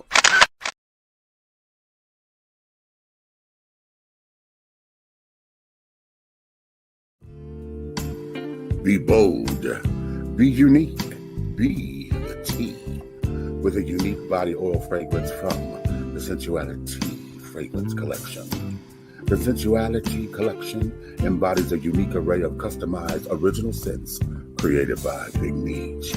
Indulge yourself in such fragrances as eye candy, foreplay, anticipation, shower fresh, naked beauty, or pay homage to the motherland and choose an oil from our exclusive Wakanda collection. Over 17 different scents that will tantalize your senses. Order yours today. Log on to www.dishingtea.com for more information. Because remember, it's all about the tea. Sensuality, that is.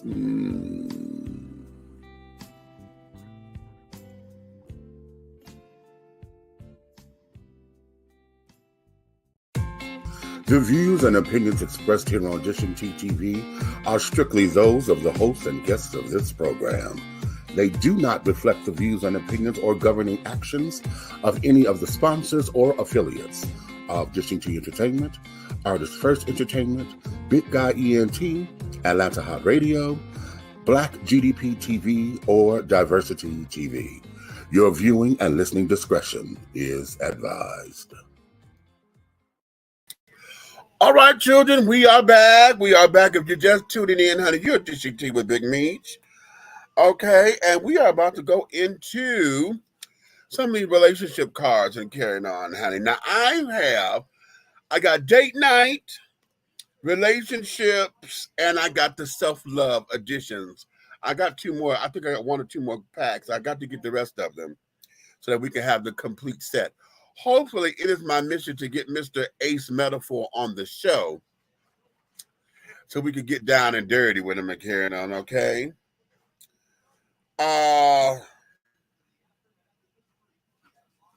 Here's a question. Let's start here. I forget it's heat.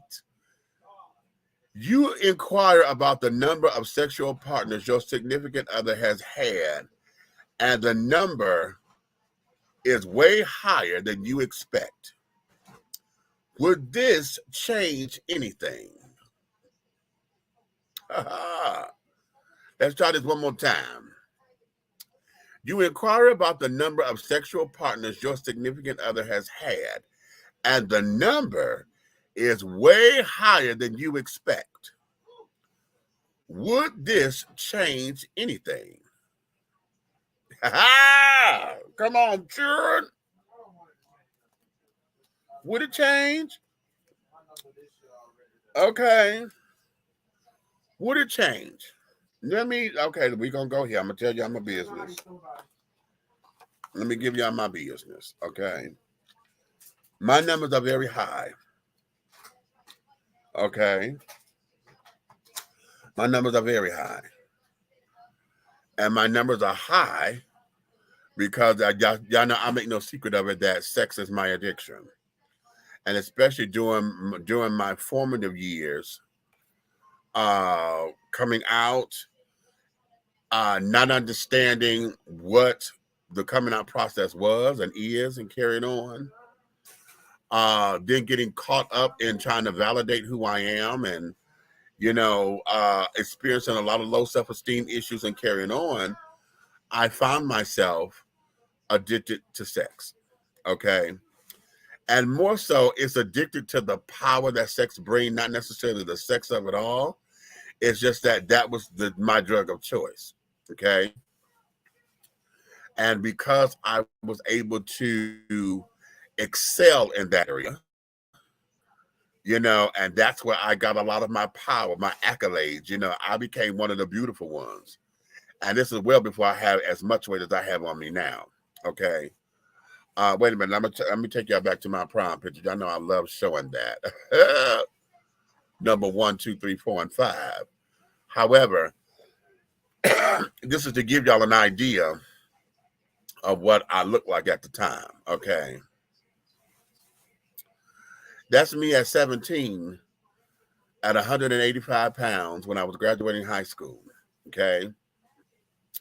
So at that particular time, yes, I was out, open, and I was just starting to get into me. It was right after that I may have gained about 50 pounds. And after having my first boyfriend, that was all in my head because he was the first person to tell me that I was cute and didn't want nothing from it. You know, he liked me and genuinely liked me and walked off. Yeah, damn, he fine. And walked away. You know, like he didn't say shit, you know. I took the bait, and because my friend was about to drive off, I said, bitch, if you don't turn this motherfucking car around, hold up, you know? And so that's how we started talking. And then because of that, not knowing that he was on drugs and carrying on and this, that, and the other, I pushed past all that, thinking that my love for him was going to heal him and get him off the drugs because I love him more than the drugs, but I loved him more than the drugs. He loved the drugs more than me. Okay. And so that's what all that was. And so I let myself become deluded for 3 years. And it was a long distance because we lived 45 minutes away from each other. So it became one of those things, you know what I'm saying? And I let myself there. So after that, sex became my validation point, you know, because hell, I'm like, okay. And everybody who told me that or gave me a compliment or whatever, it was a compliment that said, okay, I want to fuck, right? Oh, you cute, you fine, you this, you that, I like what I see. And you said all that because you were just trying to have a good time, okay? And so that's how my cycle came. And then, of course, arguing with my mom became my trigger. You know, if I knew I was going to get into bad arguments and carrying on, it gave me the say-so to say, fuck this, I'm out. And it gave me my reason to go search for what I wanted to do, okay? Then it became where I got into the whole group thing because a lot of the places that I would go and frequent, you know, we cutting up, honey. We ordering something horrible, okay? In all of the public places and carrying on. So I was a bathroom girl, okay? A public bathroom child, honey, and carrying on. So I was one of those kids who knew where to go after hours and carrying on. We chipped here. We did this. We was in the park. We was, you know, I'm one of those girls. So my numbers are high, okay? And when I did the math, honey, it was ridiculous. It's ridiculous, okay? Because when you're talking about somebody who was having sex with maybe 5 or 6 different people a day for 7 days a week. No, actually it was 5. That's 35 people in the week. Now you do that times 52. Okay, now that's 1 year. Now you do that times 10. Boom. You do the math. Okay. And I said different people. I'm not counting the ones that I've had, you know, that were my regulars. Do the math. So my numbers are quite high. Okay. Would it change anything? Everybody has a past. Everybody has a past. And for me, yes, in this day and age of HIV, AIDS, and now that gonorrhea and syphilis and herpes is still on the rise. Let me tell y'all something that my doctor told me, particularly with Black folks. 50% of Black folks are herpes positive. Or not herpes positive. Let me change that. They have been exposed to the herpes virus. Let me put it that way. Okay. He said because oftentimes, you know, because nobody had outbreaks of this, that, and the other, they don't know it. Okay. I have not. Okay. At least that's what he's telling me. Now, I got to go look at the records. Okay. But he's saying 50% of Black folks have been exposed to the herpes virus. But we, like, again, because we have no breakouts or whatever, we don't realize it. So with that being said, and the way how everything is up and running on these particular things, all I say is be honest with me, because HIV is not a deal breaker for me. Okay. Lying to me is, and then if you're not compliant with your medicines and carrying on, you're not doing your meds and doing your blood work like you're supposed to, then we can't do this, honey, because I need to make sure that I'm protecting both of us. Because I'm cold and pneumonia prone, honey. I'm asthmatic, so shit, I can catch a cold. Please. If the air conditioner is on too damn high when I go to sleep, I wake up with a goddamn cold. Okay? So we have to be mindful of that. So it wouldn't be a deal breaker for me. Okay? Hell, and now here's where I get nasty. Okay? If we talking the right shit, honey, it might be a turn on. Okay, which is, I think for the right person, it wouldn't matter. I've heard the school of thought that some men believe that women shouldn't have a high body count if they expect to be married or to be in a serious situation. Now, you know what, Princess? I'm going to leave that comment up there because, you know, we've heard that same school of thought, right? But let me tell you how asinine that damn statement is. Because men are dumb. Men are dumb and fucking stupid. Because women wouldn't have the high body count if they wasn't sharing the same motherfucking man. Or if there were not men out there trying to do the, ooh, baby, baby, please, baby, please, baby, please. Okay? Well, you don't want women to have a high body count, but that's because that's a man's ego. See, men want to sit down and want to believe they are God's gift to every motherfucking thing, and that your dick is supposed to be the catch me out, and she ain't supposed to want nobody but yours, not realizing that she got a past. Or in your mind, you think because she got a past that she was supposed to be virtuous until she met you. Really? But then you get mad at her for not being quote unquote experienced. What kind of double standard, triple standard is that? That's the dumbest shit on this side of creation, that she not supposed to have a high body count. But if she is just as sexually fluent as you are, why is it that her body count is supposed to matter and yours don't? Now, Princess, you in the military, or were in the military. You know half them, if not all, of the sailors and carrying on. Child, please. That's why we call it got a lover on every port, because every time you land, there's somebody different. So why in the hell would it not be for somebody who is human and sexually active? Okay, ain't that the dumbest thing? That's just the dumbest thing. That's just dumb. Dumb, dumb, dumb, dumb, dumb, stupid, silly. Okay. All right. All right, let's go to the next card. Anybody else got something to say on that one? Here's one. This one says, in what ways are you actively guarding your heart? And are these ways healthy? In what ways are you guarding your heart?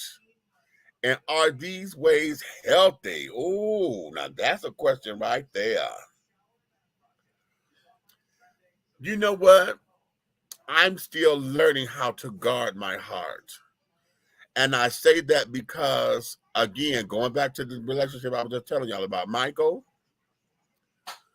I have based a lot of my relationship experiences, and I've not been in many relationships. I had a lot of fucking going on, but not in relationships. But I have guarded myself because I don't want to be hurt like that again. But the hurt, I had to realize the hurt that I experienced came from me. I did that to myself because I refused to take a look at the signs. I refused to take the rose-colored glasses off. I stayed way longer than I should, trying to give him the benefit of the doubt, thinking that it was going to be this, it was going to be that, taking him at face value, you know. So guarding my heart has been about trying not to have pain and suffering come on me in the idea of what it is. But at the same time, honey, what it is I think that I'm doing now is I protect myself from going too far. And here's the other thing to that. In trying to protect myself, I have always come into the friend category or family member. Okay. So I can go on dates and carry on, which is something that's relatively new for me. Dating, really going out on a date. I did not learn that until I came here to Atlanta almost 16 years ago. Okay, to where I could actually go out with someone and I'm not looking for sex and carrying on because well, I know this is across the board, but I know with alphabet children, honey, to say date mean fuck. Oh, I got a date tonight. Oh, that means you're going to get you a piece. Okay, that's how most of us work. Okay, as opposed to say I have a date and we're just going out to go hang out and going to the movies or whatever it is that we're doing. See, during my teenage years, the girl that was in my prom picture, we dated all the time because we would go to the movies every weekend and carrying on, but we wasn't in relationship with each other. But it was a date. I buy popcorn and this, that, and the other, that whole kind of thing. And, but it was platonic, but it was dating. And that's what folks don't get. It's about establishing the companionship and whatever, and then seeing where it's going to go. It's the art form of intimacy and companionship. Okay. But here, I've learned how to go out on dates and not to expect anything other than just stay in the moment. If we're going out to dinner and carrying on, I learned this from my mama. My mama told me, honey, if a man is picking up the check, child, if he tells you to get whatever it is that you want, you always look at what he's ordering. Most of the time, men will tell you to order first. So what you do is you go midway. You don't get nothing too cheap to where you're going to sit down there and still be hungry all night because you're lying. And you don't go for the most expensive because that says you're a gold digger. What you do is you stay right there in the middle. Okay, you stay right there in the middle. Okay. And that way, everything is safe. If he orders, then you watch what he orders, and you never order you nothing that costs more than what he's buying for himself. Did y'all catch that part? Did you catch that? Huh? If y'all go to a restaurant, you never order you nothing more than what the man is going to spend on himself. Okay? No. It's not so much as whether you're taking me there, because see, remember, a lot of folks will take you some places because they're trying to impress you. See, that's the representative talking. Okay, thinking that they're trying to show you a good time, thinking that they're trying to, sit down there and let you have an experience of sort. Okay. But at the same time, honey, he trying to budget his money. He know what the hell he wanted. He know what he got an idea on spending. Okay. Henceforth, I'm trying to make sure you have a good time. But bitch, if you just spent my budget on dinner, on your portion of dinner alone, I'm not going to tell you that you spent all my motherfucking money. Okay. So that there is that. So now we have to make sure we have a plan B and a C. So this is how come dating becomes that way. There's something going around. What's this child's name? Malik or whatever. And it's on Instagram. And he talking about the guy, first off, he said, this guy is really not my type.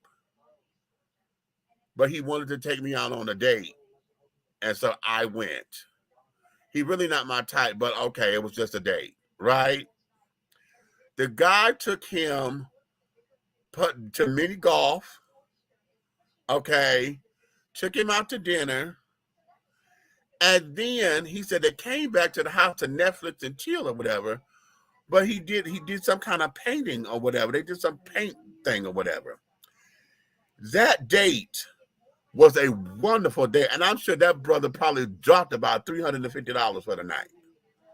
Okay, because when you're talking about going putt golfing and carrying on, I think that's like $50 a player. So it's two of them, that's $100. You're talking about going to go get something to eat plus cocktails or whatever. A good date, according to restaurant children, okay, and I learned this working at the hotel, an adult dinner for two should not be up under $100. It's about $50 a plate. Okay, that there is what restaurants are expecting you to spend when you're coming out. Okay, to a high class restaurant or whatever the case may be. Even at Olive Garden, honey, Olive Garden. Listen, my road dog would do that when he take folks out on the day. It's nothing for him to spend $150 at Olive Garden on dinner for two. That includes a bottle of wine, dinner for two, and carrying on. So you're talking $100 at putt-putt, $150 for dinner, plus tips. So let's go $175. Okay. Then you're talking about, he did something extra with the whole painting and carrying on. You done bought painting and, this, that, and the other. So whatever that price was, let's add another $150 on to that.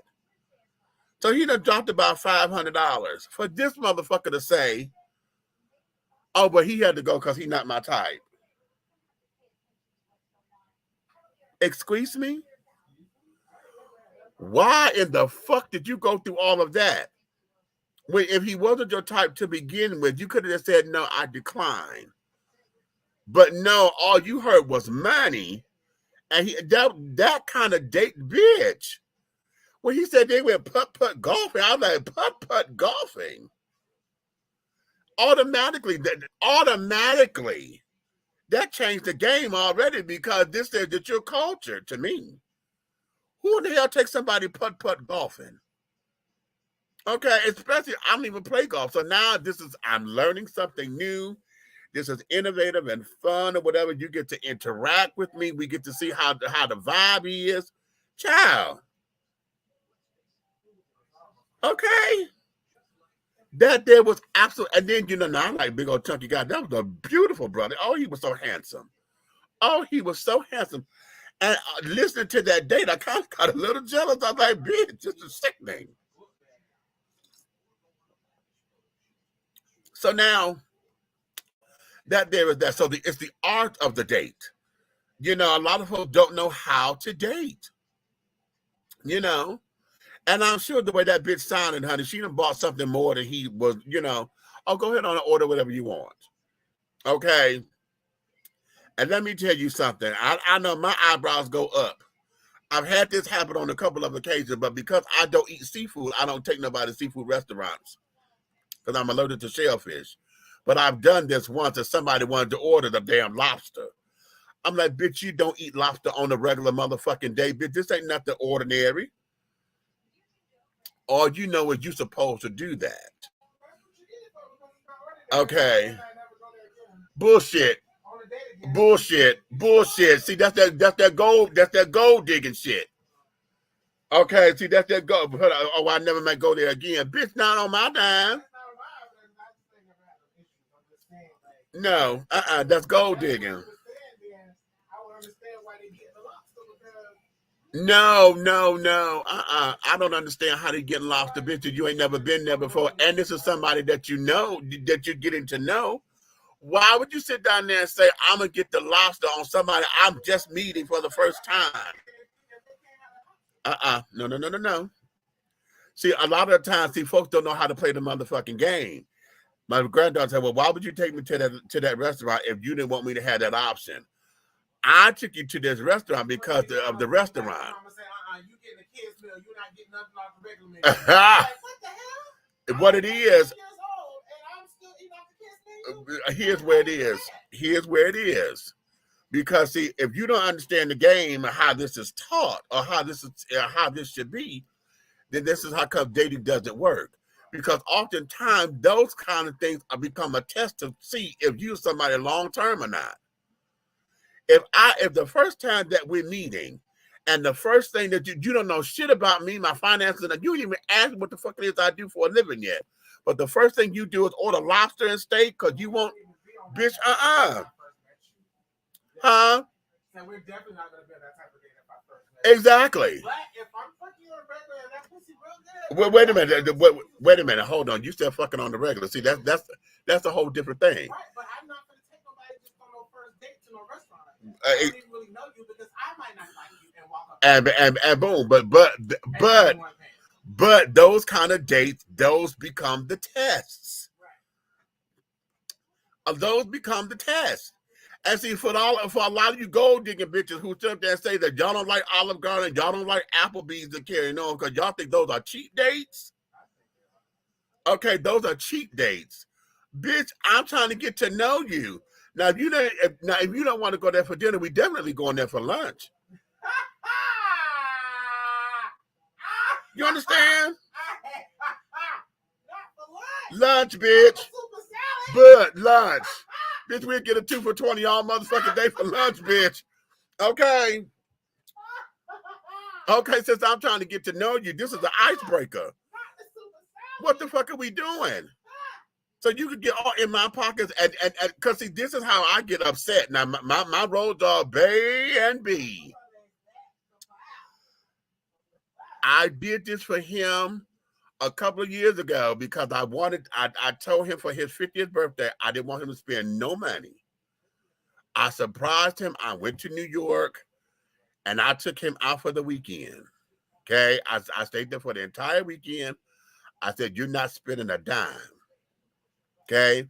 I wanted to shower him the way how he showered other people because that's just my baby. That's my baby daddy. Y'all know that, right?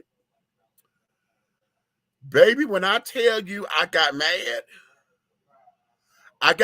And I'm going to tell you what, I got mad on the last thing that we did because I took him to the movies that Sunday. And going to the movies, honey, in New York City,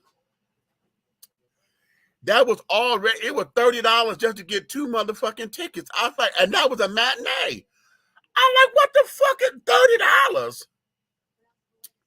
Bitch, my heart dropped because I was, we here for the matinee. I'm thinking, okay, we're going to spend about $20 because the tickets it's an $8-10 ticket for the matinees, right?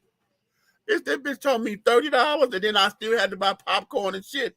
What I thought was going to mean maybe a $35 movie date for the afternoon show turned out to be $65 motherfucking dollars.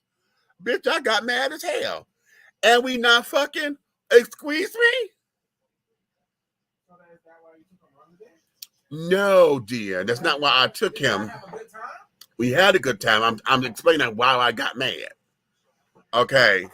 Because I was not expecting the matinee to be that much money. Okay. Mind you, like I said, I'm being him for the weekend because I'm treating him the way he treats those who he dating, carrying on to take out. It was his birthday. But I got pissed because I didn't realize that this is the kind of money this boy spends. And then when he gets upset because he done found somebody that maybe don't, they're supposed to have a sexual relationship, but they didn't want to put out or whatever. I get it. I got it that day. Bitch, I was mad as hell. I got mad as hell because I was like, what the fuck is this? All of this money that and mind you, I want y'all to hear me clearly. This is what I'm talking about when I'm saying dating. Because dating is just that. We're trying to spend time and this, that, and the other. I'm not supposed to always take you to these places where I'm trying to impress you and this, that, and the other. This is us spending time. You understand? To get to know one another and carrying on. But I got that. I got mad because I'm like, we not fucking. Bitch, do you realize the kind of money that I'm dropping? The kind of money that I just dropped. This is how come for those of y'all who don't make the second date or whatever, this is why. This is why I'm saying on the first date, bitch, you don't even know shit about me. And you go for the lobster and steak, the surf and turf, that's $65 to $150 a plate or whatever.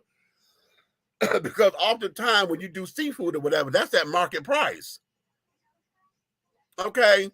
And then, of course, we're having cocktails. And then you want to order the $15, $16 cocktail, bitch. And then you want 2 of them. Okay. Yeah. I'm racking all that up so I can say, okay. That sounds like your daughter. Because now you want to sit down here and act like you high maintenance or act like you just on the free ride. Okay.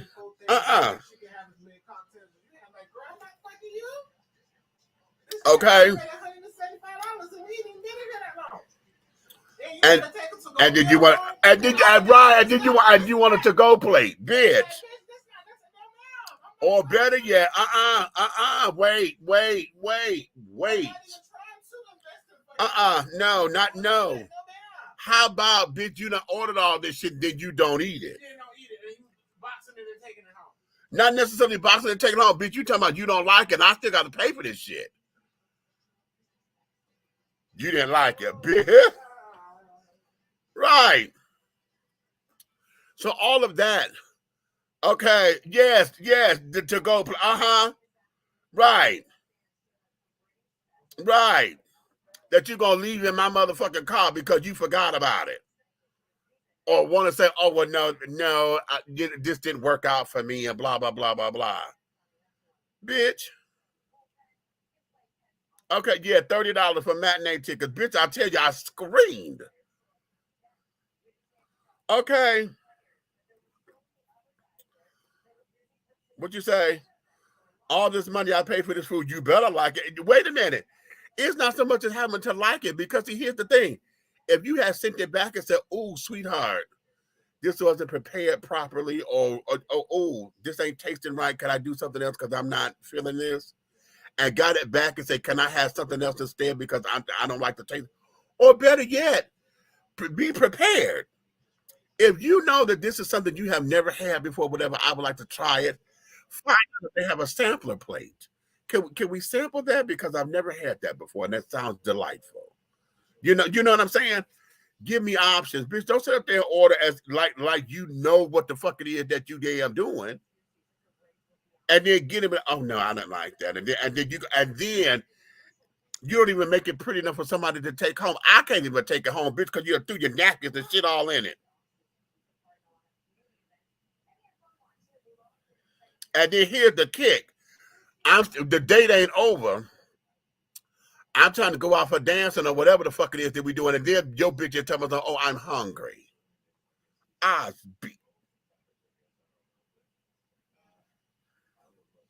You wouldn't be had you ate.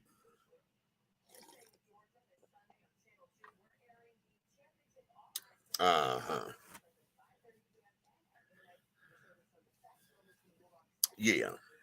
Okay. Not having it, honey. Not having it. But these are the things that we do as people. So if we don't know how to date, or we use the date as we supposed to use the date as the barometer, but at the same time, a lot of us don't look at what the barometer is.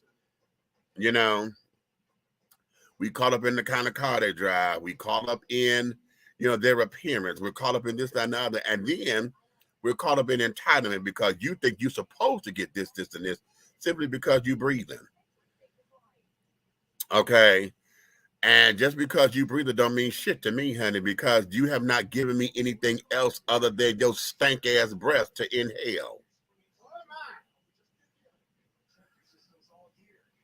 Hello?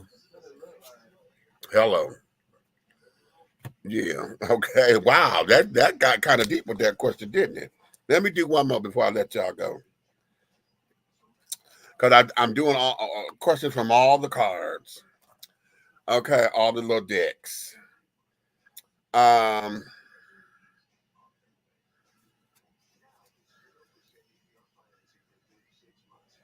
you know what? This is kind of interesting. I was going to go past this, but I think this is good.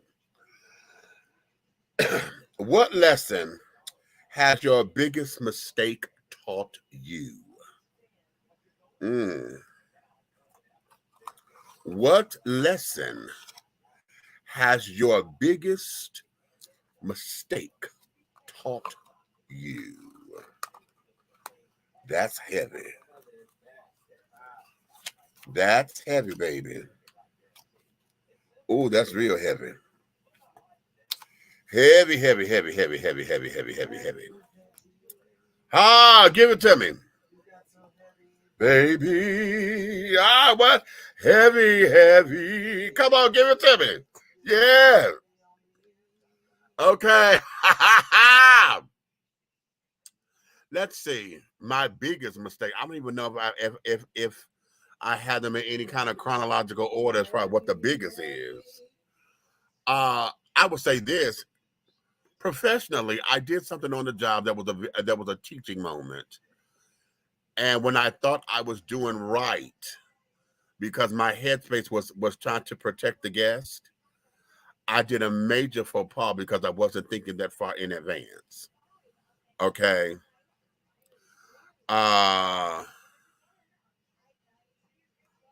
Okay, wait a minute. William, what you say? Never get married until you're ready was my biggest mistake. Wow. Okay. I did something on the job. We had a lady in the hotel. This is when I was working for the Western Atlanta Airport. She was part of this organization. You know, we had a group come in, and Miss Thing had got totally drunk. Okay. She had gotten so drunk to where she was almost disrobed, honey. Okay. She come out of clothes and shit. And it was brought to our attention that she was up by the boardrooms or whatever. When it got to her, I was like, oh my God. And I didn't want to touch her because our female security officers were not on duty with us. This is overnight. And so what it was, I went and I got a blanket to cover her up. Now, this is all on the cameras, right? Got a blanket. We were trying to find out what room she was in. We found out what room she was in. She had a roommate. The roommate was asleep, and we couldn't get her in because we couldn't get a key. Well, the dude across the hall from her was like, oh my God, he called her name, whatever. We're with the same group. Bring her here. Oh my God. And I'm sitting up here thinking to get her out the hallway and this, that, and the other to get her safe. Bitch. What I did not count on was the fact my boss had to tell me, he said that was a wrong move. He said, because you set us up for liability. I said, what? He says, we don't know who that man is, didn't know what he was. She was already half naked and carrying on. If he had sexually assaulted her, that would have been directly our fault because we placed her in the room with him.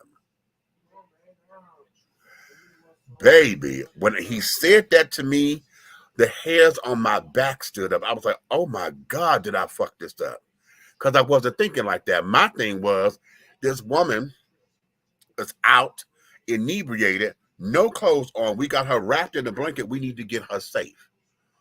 The dude sat up there and said, you know, I'm trusting him or whatever, not thinking that he could be the damn perpetrator, the robber killer. Okay? Not thinking that. And that's what helped me to look at my job as a security officer a little bit more seriously, because we had to think outside of the box, outside of what was going on. And yes, I'm in a crisis situation, not necessarily an emergency, but a crisis situation. We had to take that and then become rational with our thinking to think outside of the box so we wouldn't get caught up. Because had that man had done anything to her or whatever, bitch, that would have been the hotel. And see, with security officers, folks have the propensity of wanting to not only sue the institution, but come after the security officer personally. So that could have been my ass all day long. And so that there was one of the things that taught me, about what it is to be secured and carrying on. So anytime y'all tell security officers, damn, you taking your job too seriously, I'm supposed to. Because this is about your safety. Don't get mad because you hate the rules. I'm doing what I'm supposed to do to make sure and to make sure that everyone is safe.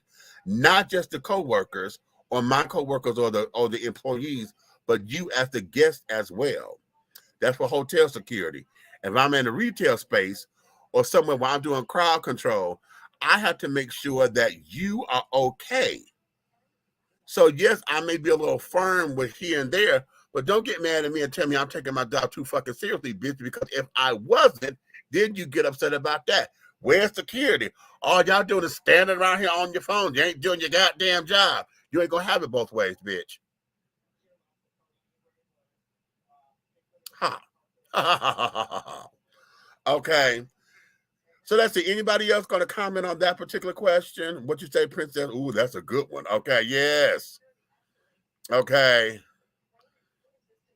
So yes. So all right. That's really good. Really good.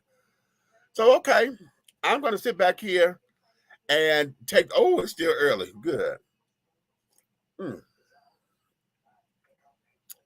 I'm gonna take my time, y'all. I'm gonna sit back down here. I'm gonna get into my world. I'm gonna go back to this Netflix thing. I want y'all to go and watch this on Netflix. It's called "Is That Black Enough for You?" It is about the evolution of Black cinema, okay, and how a certain decade of time changed cinema forever, okay. And that era was between 1968 to 1980, up in there when we had the explosion of Black exploitation and carrying on. I got to get into it to really get into it. So we're going to do that right now. I encourage you all to go do the same, and then let's talk about it again soon, okay? So on that note, babies, you may finish all of your crumpets, my darling, because the tea has been dished. And you've been dishing tea, darlings. With Big Meech. And the big guy ally over there, honey, that was Big Red Fella, and AKA Minister Hayes.